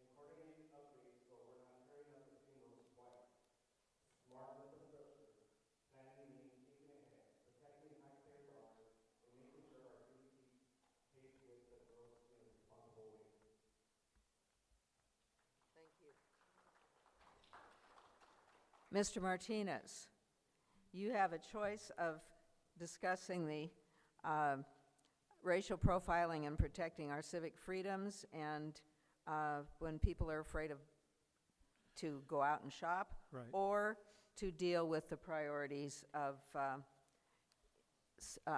infrastructure improvement and city beautification. You know, I'm gonna try to do a little bit of both. So let me start with this. Back in 2017, the California Values Act, SB 54, was passed, which prohibits local law enforcement with working with federal agents. More recently, the Protect California Rights Act, SB 1105, prevents federal agents from commandeering local police, including sheriffs, from working with federal agents. And just recently, on the 9th of February, LA County Federal District Court judge struck down the No Secret Police Act, the California law that would require the unmasking of federal agents. This is something that we have as local city council people. We have a limit on what we can do with federal agents, and so the best thing I think that can be done is to continue to provide the resources, the tools, and the monies available to help our undocumented neighbors gain their legal status to remain safe here in the city of Whittier. Thank you.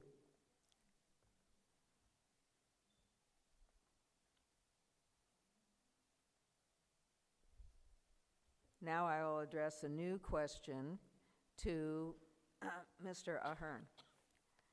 The removal of the ficus trees in uptown Whittier and various areas of the city have generated considerable controversy. How do you propose to address the conflict regarding tree removal along the Greenleaf Promenade? What will you do to create an inclusive community?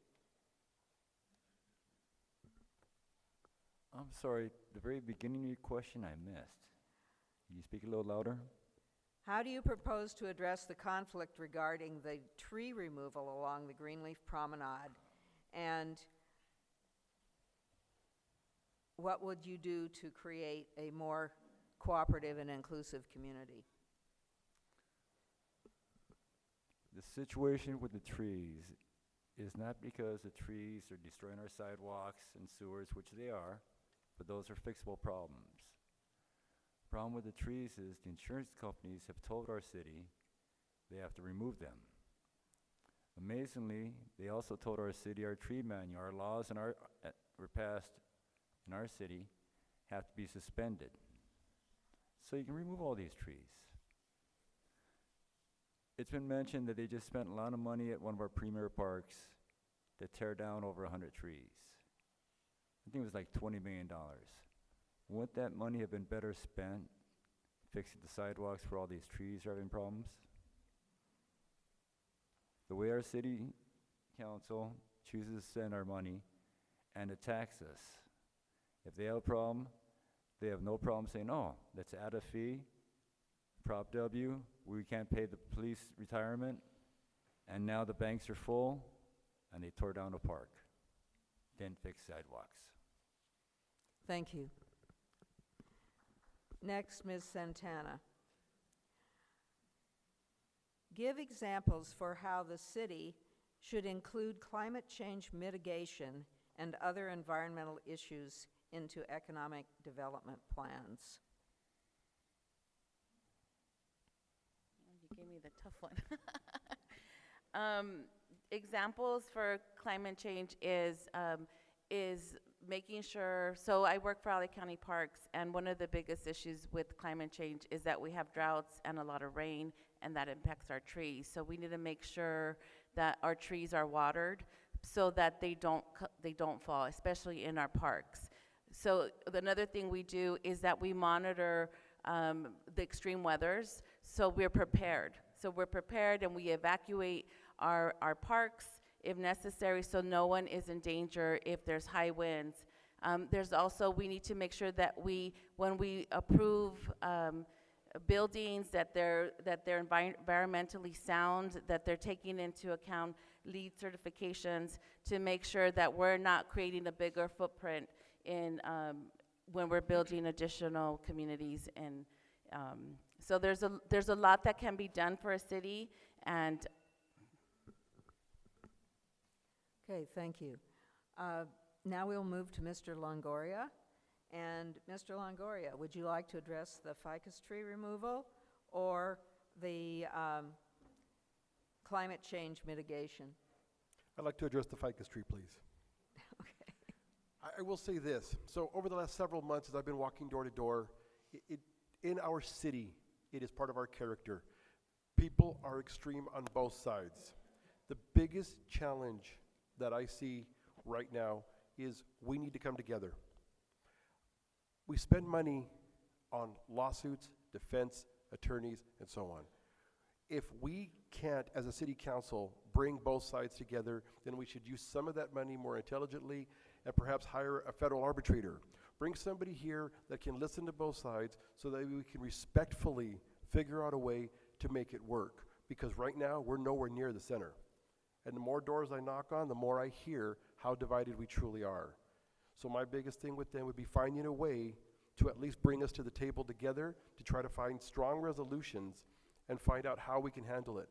Because again, I'm a big supporter of the trees, but I also want to be honest, there are times that one or two of them may need to be removed. Thank you.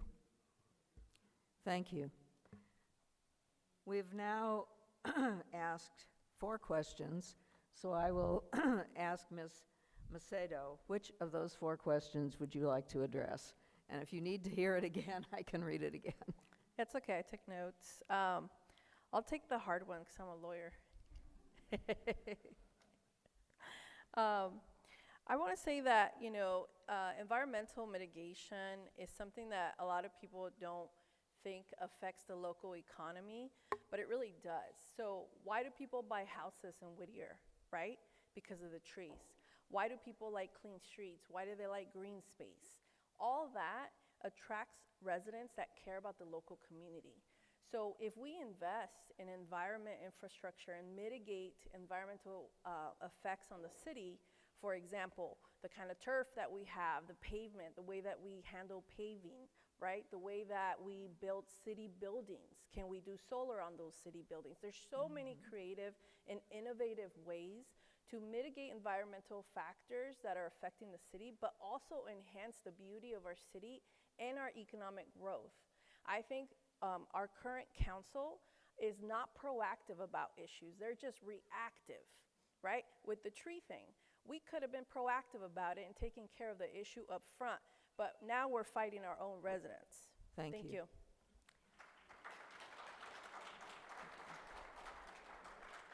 And Mr. Dutra, which of these 4 would you choose to answer? I'm going to take both.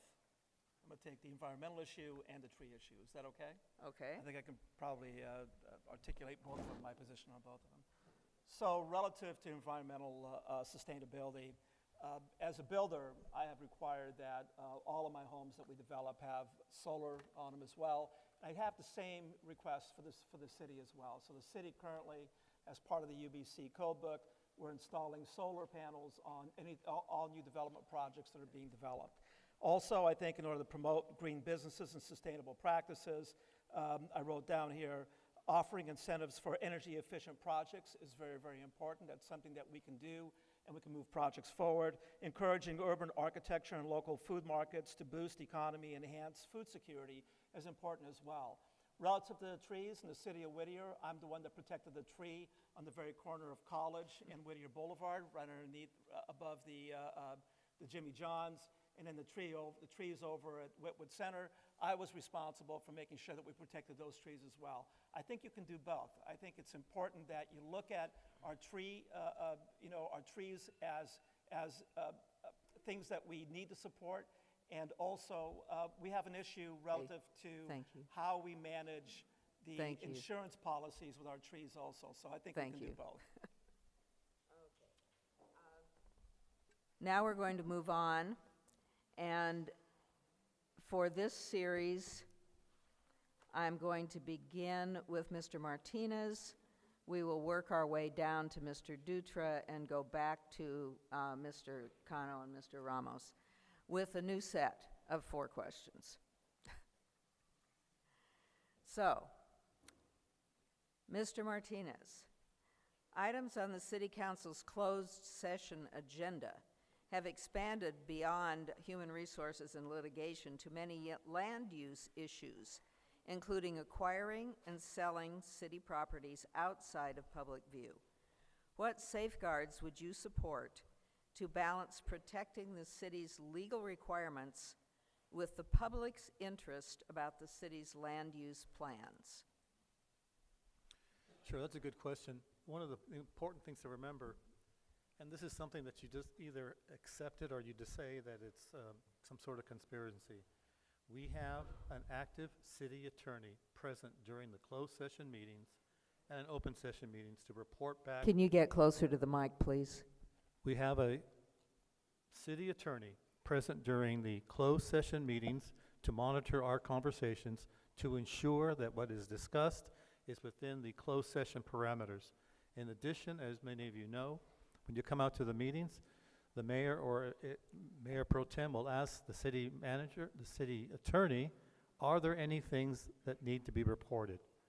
So either you trust the city attorney to be an appropriate officer of the court, or you don't. But that is the safeguard, the presence of our city attorney during our closed session conversations. Thank you. Next, Mr. Ahern. California voters approved the sale and use of cannabis several years ago. Would you support the licensing of cannabis dispensaries in Whittier? And if so, what, if any, limitations should be imposed if you do support dispensaries?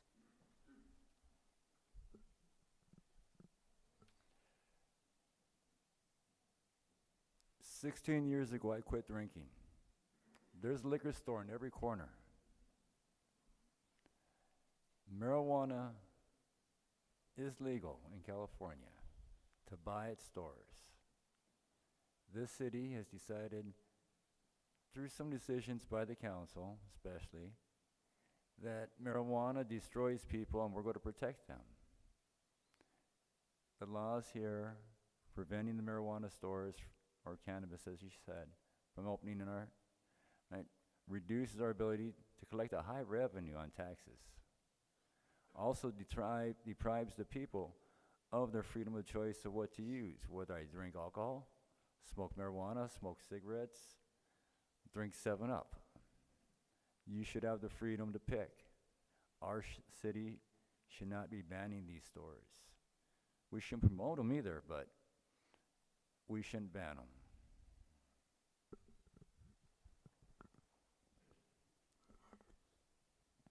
Okay, thank you.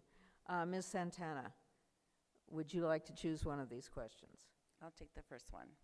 Okay. So this might surprise the current council members, but a significant amount of people do not trust the city council or the guidance that they're being given in closed session. I was an elected official. I sat in many closed sessions, and I made sure that we would report out as much as we could. Attorneys take the lead from the majority of the council. If the majority of the council were to say, we need to make a public statement on something, the attorneys would agree with that. And when I was on the Real Honda board, I did that. I made sure that there was something we could tell the public because I wanted to build trust instead of making people think that we were making secret decisions behind closed doors without their input or knowledge. And that needs to change. We need to go back to being more transparent, not less. If you elect me, that is one thing I will ensure. Thank you. Now we will move on to Mr. Longoria. How would you evaluate development proposals that request exemptions or variances to city ordinances, especially regarding environmental impacts to air quality, water capacity, parking, and traffic patterns? I'm sorry, could you repeat the question, please? How would you evaluate development proposals that request exemptions or variances to city ordinances, especially regarding environmental impacts to air quality, water capacity, parking, and traffic patterns? I think for me, it has to be part of a public comment and inclusion. We can't just do it as a city council and make these decisions unilaterally without talking to the people that are there. Especially in the city of Whittier, where we have our own water district. We know that there's infrastructure issues with the power grid and other things. When those exemptions come up, we need to make sure to analyze them and see how many people are actually going to help. And before we make a decision on our own, we would need to open it up to get more public comment, allow people to have greater input. And honestly, sometimes we need to go outside of the council to bring in the right experts to make sure that we're making the right decision for our resources and how many people will be affected by those decisions. Thank you. Thank you. Now, for Ms. Macedo. There has been an influx of new townhouse construction, but no or very little expansion of green space. Equally needed is rental housing stock available to all income levels. What ideas do you have to increase green space and affordable housing? One of my top issues is smart growth. And what do I mean by smart growth? All the residents that I've been talking to door have voiced their concerns about the high-rise condos going up that no one can afford. The fact that, you know, the city council at the last meeting approved one affordable unit in the complex going in across from the courthouse, and that we're paying for with grant money. Why do we pay for that? Why not the developer? I believe that we are making the wrong decisions on development of the city, and we're trying to grow the city in a way that is not aligned with what residents want. And we need to stand up to developers. We need to actually voice the concerns of the community and focus on building green space, focus on the amenities that residents actually want. Thank you. Thank you. Mr. Dutra, which would you choose? I'll take the housing one. Okay, there it is. So we have something called CEQA in California that governs how projects are developed and how they're reviewed. And so in this city, we take CEQA very seriously. And in addition to that, we also have our own general plan. We also have our own ordinances. And so we require that the developers that come into the city, that they follow the CEQA process, that they follow our ordinances. And to that, I would say that there's something called the RENA numbers as well from Sacramento. It's kind of unfunded mandates where they're telling us that we have to build 3,800 new homes. If we don't do that, we're going to be penalized. And so the city, I think, is doing a good job in building what I call balanced housing. Balanced housing is what creates a successful society in any city. You have some apartments, you have some townhomes, and you have some condominiums and single-family housing. That's how you build a good, successful city. That's how you refurbish our schools, by paying those fees. So I would say that I would continue doing what we're doing, which is supporting smart housing. Thank you. Okay, now we're moving on to Mr. Cano and Mr. Ramos. Mr. Cano,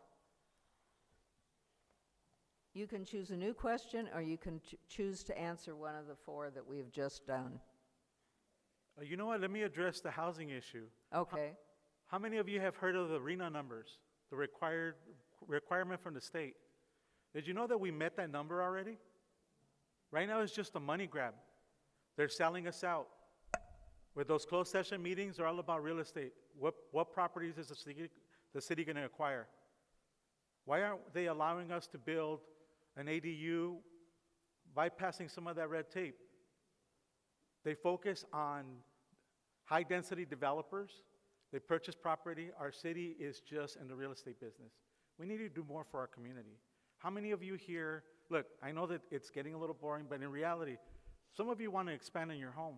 You want to add a little something, but the city joined a lawsuit to ensure that you are no longer given that fast track for an ADU in your own home. How are you supposed to make it? How are your kids supposed to buy the next home?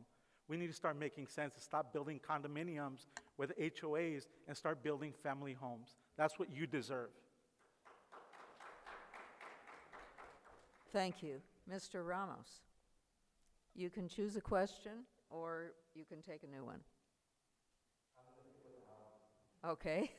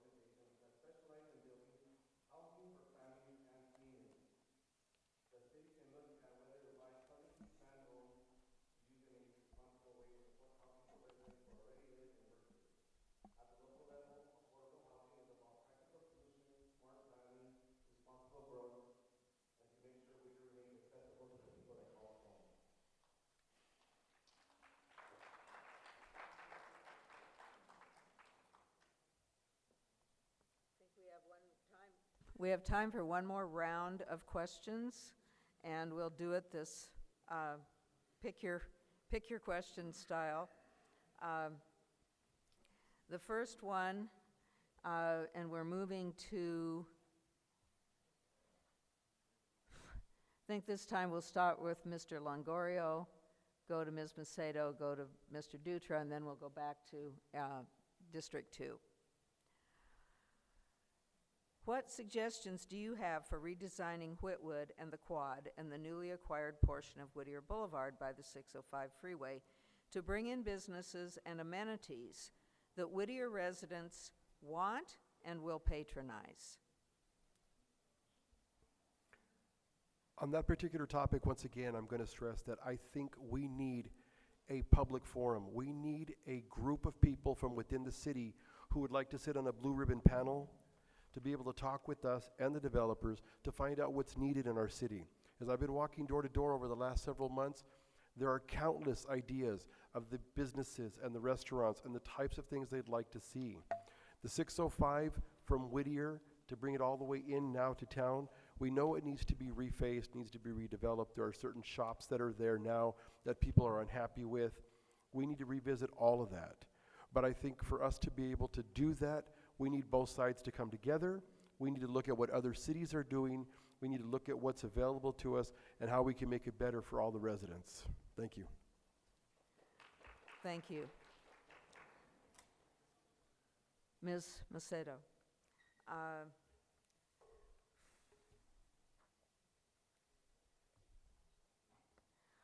What can City of Whittier do to educate residents about the problem of human trafficking and how to prevent it and how to keep our residents safe from this issue? I've worked on human trafficking policy issues in the past for another city, and I think it's a very difficult problem to solve in a vacuum. You have to have several people working on it at the same time. You need law enforcement to be involved. You need the nonprofits to be involved, advocates to be involved. We need to not have so many massage parlors. We need to make sure that there's a safe place where victims of human trafficking can come and get the help that they need. There are already nonprofits doing this work, but I believe that the city could do more to support their work and get the resources out, because a lot of victims will not come forward. And I've worked on some cases where there are folks who you don't think are being trafficked, but they work at restaurants and they're victims of wage theft, and they're also being trafficked to do that work. Thank you.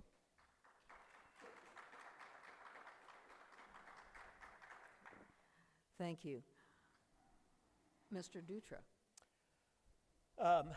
I think education is the number one thing, and the city has a beautiful platform to educate the public on the issues relative to human trafficking.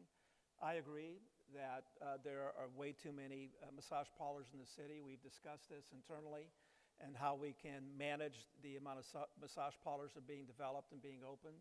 It's something that it's on top of our list. I know that in other cities that I do business in, that that there are other ideas that we could utilize to getting the message out. But also it's enforcement. It's enforcement, and without education, then we're really not allowing the public to take advantage of some of the resources that we have within the city to fix some of these issues relative to the human trafficking. So it's education. Thank you. Now we'll move to Mr. Cano. And Mr. Cano, Yes. how would you address police department staffing to maximize the on-the-street protection Whittier wants and needs and reduce the excessive amount of overtime compensation at time and a half? All right, guys. I promise you it's almost over, guys. I see a lot of sleepy heads here. Look, what's happened to District 2? What's happened to Uptown, the largest commercial district in our city? It's in shambles, empty buildings, police officers running back and forth. Santa Fe Springs has a plan with our officers, and they're successful at it. We have the same opportunity, but we don't have the leadership to manage us in that direction to do more. Who remembers dedicated police officers in Uptown having a 3-day festival, really going out there to Uptown and having a great time, going to the carnival at St. Mary's, just having a great time. Right now, officers are being pulled one way or the other. We have the same number of officers that Santa Fe Springs has. We just lack leadership. We lack philosophy. We lack vision. I'm here to do a lot more for you guys because you should feel safe in your own community. We need to expand on businesses, not close them down, not force them out. We need to do more because you deserve it. Let's protect you. Thank you. Okay. Mr. Ramos. A lot of residents feel that Whittier is stagnant. We see it in the stale uptown environment and old vacant parking lots and rundown empty buildings. There are excessive businesses that are similar. We live in Whittier, but visiting neighboring cities for parks, museums, shops, and restaurants. How will you improve infrastructure, attract more diverse businesses, and make Whittier a place that locals actually want to visit?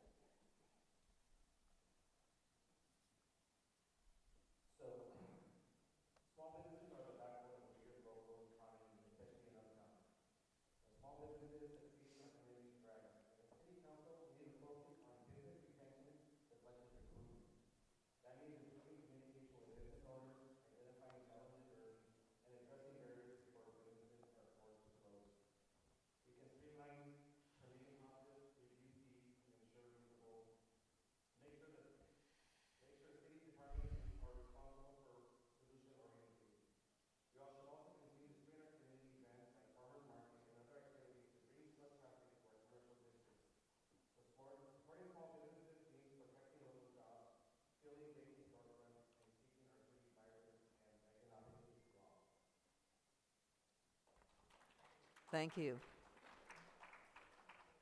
Mr. Martinez, we have now read 4 questions, and you may choose among those questions. So, human trafficking, redeveloping the malls, redeveloping Uptown, and police department staffing. Let me do the Uptown and touch briefly on the police. So 4 years ago, I ran on revitalizing the promenade. I was glad that I was on one of the votes to bring the new promenade plan into action. Of course, it's been riddled with, I believe, frivolous lawsuits, but we are moving forward. Unless Uptown is revitalized, you're not going to attract a lot of new businesses. There have been some brave and visionary individuals who are opening up the coffee shops and other things to make Uptown a beautiful place to shop, but the reality is this: businesses are leaving because they don't have customers. And I think we can do a little bit more on the customer service level to streamline the process, but folks are not leaving the businesses because, we are doing something as a government. The second thing regarding the massage parlors and police, that those things need to be eradicated. I am absolutely for moratorium and increased investigation to hold these individuals committing these heinous acts accountable. Thank you. Mr. Ahern, would you like to choose one of these questions? The revitalizing of Uptown, Okay. and as he said, the police. Police department's very important to the safety of the citizens and the community. And we have relatively small police department for 3 shifts, 7 days a week. It's obvious we need more police officers. How many? You'd have to discuss, or I would have to ask Chief Barr. He would have the best estimate of how many we need. As far as Uptown, it needs some help. I've talked to some people, they say such things as simple lighting in the alleys, because the homeless are coming back. Another person suggested you bring some classy stores up there, not just restaurants you get drunk at, but like a Pandora or a Portals, a Banana Republic. Bring stores that people would come to. Reopen the street fairs, get foot traffic. Revitalize the streets and sidewalks where they're safe. Thank you. And Ms. Santana, human trafficking, Whitwood and the Quad, Uptown, or police staffing? I'll do police staffing for $100. So police staffing, and especially an over-reliance on overtime, is very problematic because you get tired police officers. They have the right to have a life as well. So I've worked with LA County in recruiting police officers who are well-trained, and Whittier PD gets trained at Rolando College. And so more needs to be done so that we recruit and retain so that we don't rely so much on overtime. But we need to increase foot patrol in Uptown and on the Greenway Trail. But just as important is response times. It's making sure that our community feels safe walking their dogs and their kids anywhere in the community, making sure that the people that are speeding down Beverly Boulevard or Beverly Drive, that they get ticketed so that their behavior can change. These are real public safety issues that are affecting District 2, and we really need to start addressing those quality of life issues, not just the bigger issues related to policing, but those everyday things that put our lives at stake in our communities. Thank you. Thank you. Now, Delia, can you do 30 seconds? Okay. I have a question that I don't think needs to be beaten to death, but it would be interesting to hear what people's responses are. And we will start with Ms. Santana, move to Mr. Cano, come back to Mr. Dutra, and end with Mr. Longoria. If elected, will you support bringing city elections to coincide with the November election? Absolutely. We need to put this before the voters so that the voters can change the charter and change the election to a general or primary election. In addition, and I know this firsthand, when my election at Rolando went from an off-cycle election to a presidential election, the difference in the number of voters increased significantly, like 100-fold, from 3,000 votes to like 20,000 votes. That is significant. We need to do everything we can to increase voter turnout. Thank you. Mr. Cano. The same question? Yes, same question. Everybody gets to answer the same question this time. Okay. So first of all, of course, we need to align it. Because while incumbents are running, they're whispering to their buddies, hey, come out and vote. While the rest of us are working hard, we're making money for the city. We deserve an opportunity to plan, to come out, get informed, and be aligned with those elections. We only get an 11% voter turnout. Out of over 90,000 residents, we only get about 8,000. That is a shame. We need more, and we see the results of not getting involved, of not being informed by our city. Thank you. Mr. Ramos. I support aligning municipal elections with regular primaries and general elections because it increases voter participation, improves representation, and reduces costs to taxpayers. When more residents are already engaged in voting, our local elections are better, reflect the full diversity in our community. Aligning election calendars make participation easier, more inclusive, and more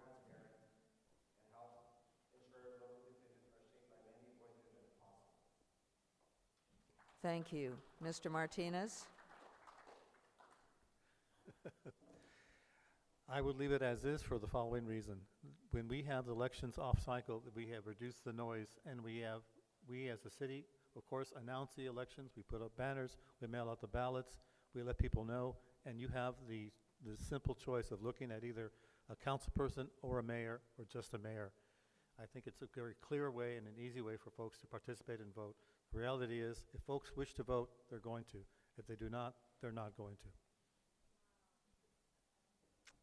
Thank you. Mr. Ahern? As Caesar said, I tell y'all. If people go to vote, they're going to vote. But if they're to vote for a major election, federal election, they will vote in local election. 14 years ago, I ran for office. 2,500 people citywide voted. Last election, they said, what, 7,000? The one that was connected with the federal election, over 20,000. You want voter participation or just be run by a small group of people? Thank you. Mr. Dutra? It's a simple answer, absolutely. I think that the more people we get voting, the better. I think it's better for everybody around. I would highly support that. And for me, it's a simple answer, yes. Thank you. Will you introduce the charter change? Sure, if re-elected, I'll introduce the election. Thank you. The motion, I should say. Okay. And Ms. Macedo? Yes, I support changing our election. I think the more people that are aware about our elections, the better. There are so many people that I've talked to, residents in the district, that don't know we have an election. If you look at my materials, all my materials have the date because people don't know. And I think a lot of times we blame the voters. I blame the city. There should be more outreach, there should be more education, there should be a real concerted effort to get the vote out, and that includes changing the date. Thank you. Thank you. Mr. Longoria? Yes, I would absolutely agree that we need to move it. I think for the residents and the number of people we've spoken to door to door, it's too confusing. They feel disenfranchised, they feel left out, they feel that there's something more conspiracy driven behind it. I think if we make it easier for people to participate, we'll get a greater turnout, and the more people we can involve, I think the better the decisions we'll make as a community. Thank you. Thank you. And now we have reached the end of the time allotted for this forum, and we will close with closing statements from each of the candidates, and we will do it in reverse order. So we will start with Mr. Dutra and work our way all the way down to Mr. Cano. 1 minute. Thank you. Sure. So, Margot and everyone here, thank you very much for being here with us this evening. I want to thank my teammates here, my opponents, and everybody sitting here for the work that they've done, walking the city and bringing some of these issues to life. I appreciate the work that they've done, including everyone here in the community for being here this evening. I have served the city of Whittier for 26 years, and I think that the city of Whittier is a great city to live in still. That's the reason why we all live here. We have the choices to live here or not live here, and so we choose to live here because I think the city is still one of the top cities to live in Southern California. If elected, I will continue working hard for the people of the city of Whittier. I've been elected by all 88 cities in the LA County to the Metro Board, as well as to the COG. At the COG, I created the Land Development Land Trust to create more affordable housing. I wouldn't have been able to do that for our region unless you would have elected me to the city council. And so if elected, I'll continue doing the work that I've been doing, not only to benefit the city, but to benefit the entire region. Thank you. And Aida Macedo. Thank you so much to the organizers for putting this together. I want to ask for your vote and your support by April 14th. I believe that I bring the passion and the grit to be your representative to speak for residents. I don't believe my opponents have the residents' interests at heart, And because I have a young family that I'm raising here in Whittier, I believe that we have the power to really, really continue building Whittier forward and make a city that is for everyone. I promise to be genuine, honest, and listen to your concerns. Even if I don't agree with you, I will always have an open door policy and always be in the community and hold town halls. So I ask for your vote, and thank you so much for being here today. Thank you. Mr. Phil Longoria. Thank you. First, I'd like to thank the League of Women Voters for hosting the event this evening. I also want to thank everybody up here on the panel. For those of you that are new to this, like me, walking door to door hasn't been easy. We've learned a lot about the city. We've heard a lot of things, and there's been things said about us online and others. So it takes a thick skin to be up here. I believe that I can deliver to our district what we need. We need to be listened to. We need to be heard. We need to come together. We need to be one community, one voice. I will say that my opponent, who hasn't spent 17 years volunteering in the community, has no clue what this city and this district really needs. I do. I live it every day. The other thing I would say is, right now we're in an election cycle, so how convenient. We've got so many projects that are being worked on right now. Streets, trails, light, other things that are happening. Why are they happening now? Because the election is a month away. So if you vote for me, I will make sure that we look at these issues sooner, and I won't wait to do moratoriums on massage shops and car washes. Thank you. Thank you. Next, we'll hear from Vicky Santana. Thank you to the Whittier, the Women's League of Voters for hosting this event. Whittier is a city residents care deeply about, and during this campaign, I've heard the same thing again and again. People want solutions. When a request like a speed bump to slow down speeding can't be approved, they expect a reasonable alternative. When concerns are raised, they want to feel heard and taken seriously. We can support businesses, improve safety, preserve what makes our neighborhoods livable, and make decisions openly so residents understand how and why they are made. Good leadership means solving problems early so that they don't become burdens later, and being honest and responsible when difficult decisions need to be made. Residents shouldn't first learn about major decisions at the council meetings. They should understand what's being considered, why it matters, and what options exist before a vote, not after implementation. That's the leadership I will bring, competency and transparency, so residents know their city works for them. I respectfully ask for your vote. Thank you.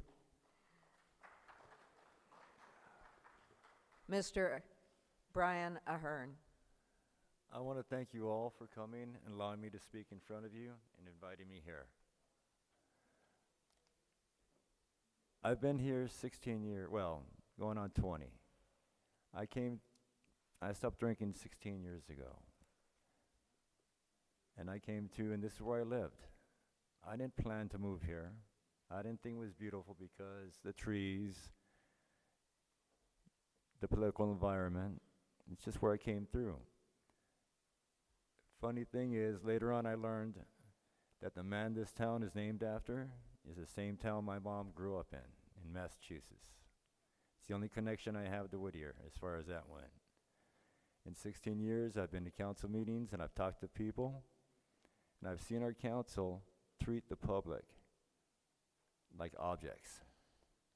Not the power behind them, but the objects to be moved by them and charged for it. Overtaxed, overfeed, overrate increase because they want a project done. Thank you. Next, we will hear from Octavio Martinez. I'm a 40-plus year resident of the city of Whittier. I worked for public safety on a number of issues.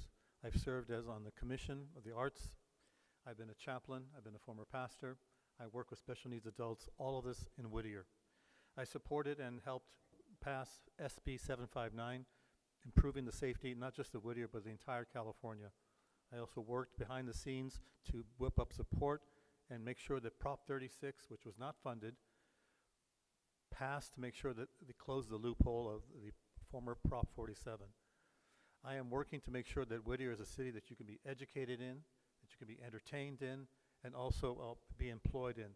And if you re-elect me, I will continue to work on those projects to make Whittier the finest city in Southern California. Thank you. And now we will hear from Rene Ramos. Whittier has been my home for the last 50 years. I'm a product of our local school. This is where I grew up, where my wife and I met, where we raised our children, where we built our lives. This campaign isn't powered by big money or outside interests. It's powered by family and neighbors. My wife serves as our campaign manager, our children are consultants. And the backbone of this campaign is the people of Whittier who want one of their own representing them. We are not relying on high-funded operations to carry us forward. We are relying on this community, the families, the small business owners, seniors, young parents who care deeply about the city's future. I'm running because I love Whittier. I believe in our neighborhoods, and I'm ready to serve with integrity, transparency, and heart. I humbly ask for your vote. Thank you. Thank you. And finally, we will hear from Rolando, Cano. Ok, mi nombre es Rolando Cano y si votan por mí, seguiré protegiendo a mi comunidad contra ICE. My name is Rolando Cano, and if you vote for me, I will continue to protect my community from ICE. I know we've heard a lot of issues here, and there's a lot to address, but let me paint you a picture of what I intend on doing. I want to do a farmer's market on that trail with lighting, just for you.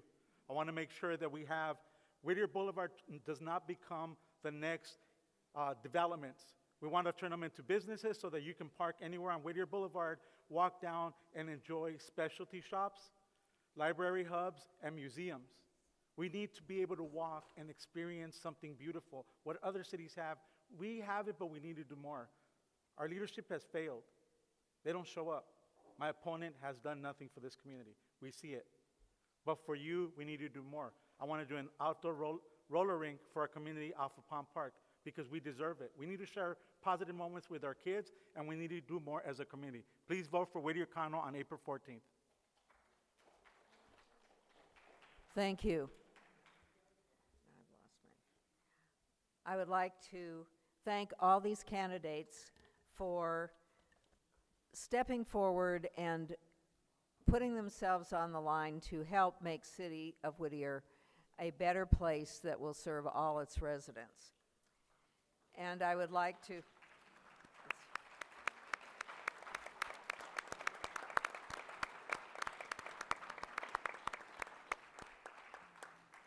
I would also like to thank the City of Whittier for doing all the setup and making sure that we had a large enough space and a safe space in which to hold this forum, and for providing the IT, the audio, and the taping so that this forum will be available on YouTube and on Channel 3 after this event.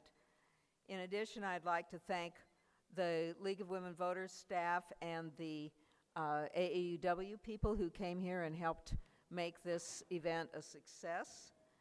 And lastly, I would like to encourage all of you to take your civic responsibility, not only to vote your own ballot, but to talk to other people about what you've learned, and to encourage your friends and neighbors to also vote in this election. Remember, the polls are open from April 11th to April 14th at 4 locations. They are on the city website, and they were in the Daily News. And you can, your ballot will come March 16th. You can contemplate it, decide what you want to do, mark your ballot, take it to a drop box, mail it, or take it to a vote center to deposit it. Exercise your civic responsibility and be a part of this community. Thank you very much.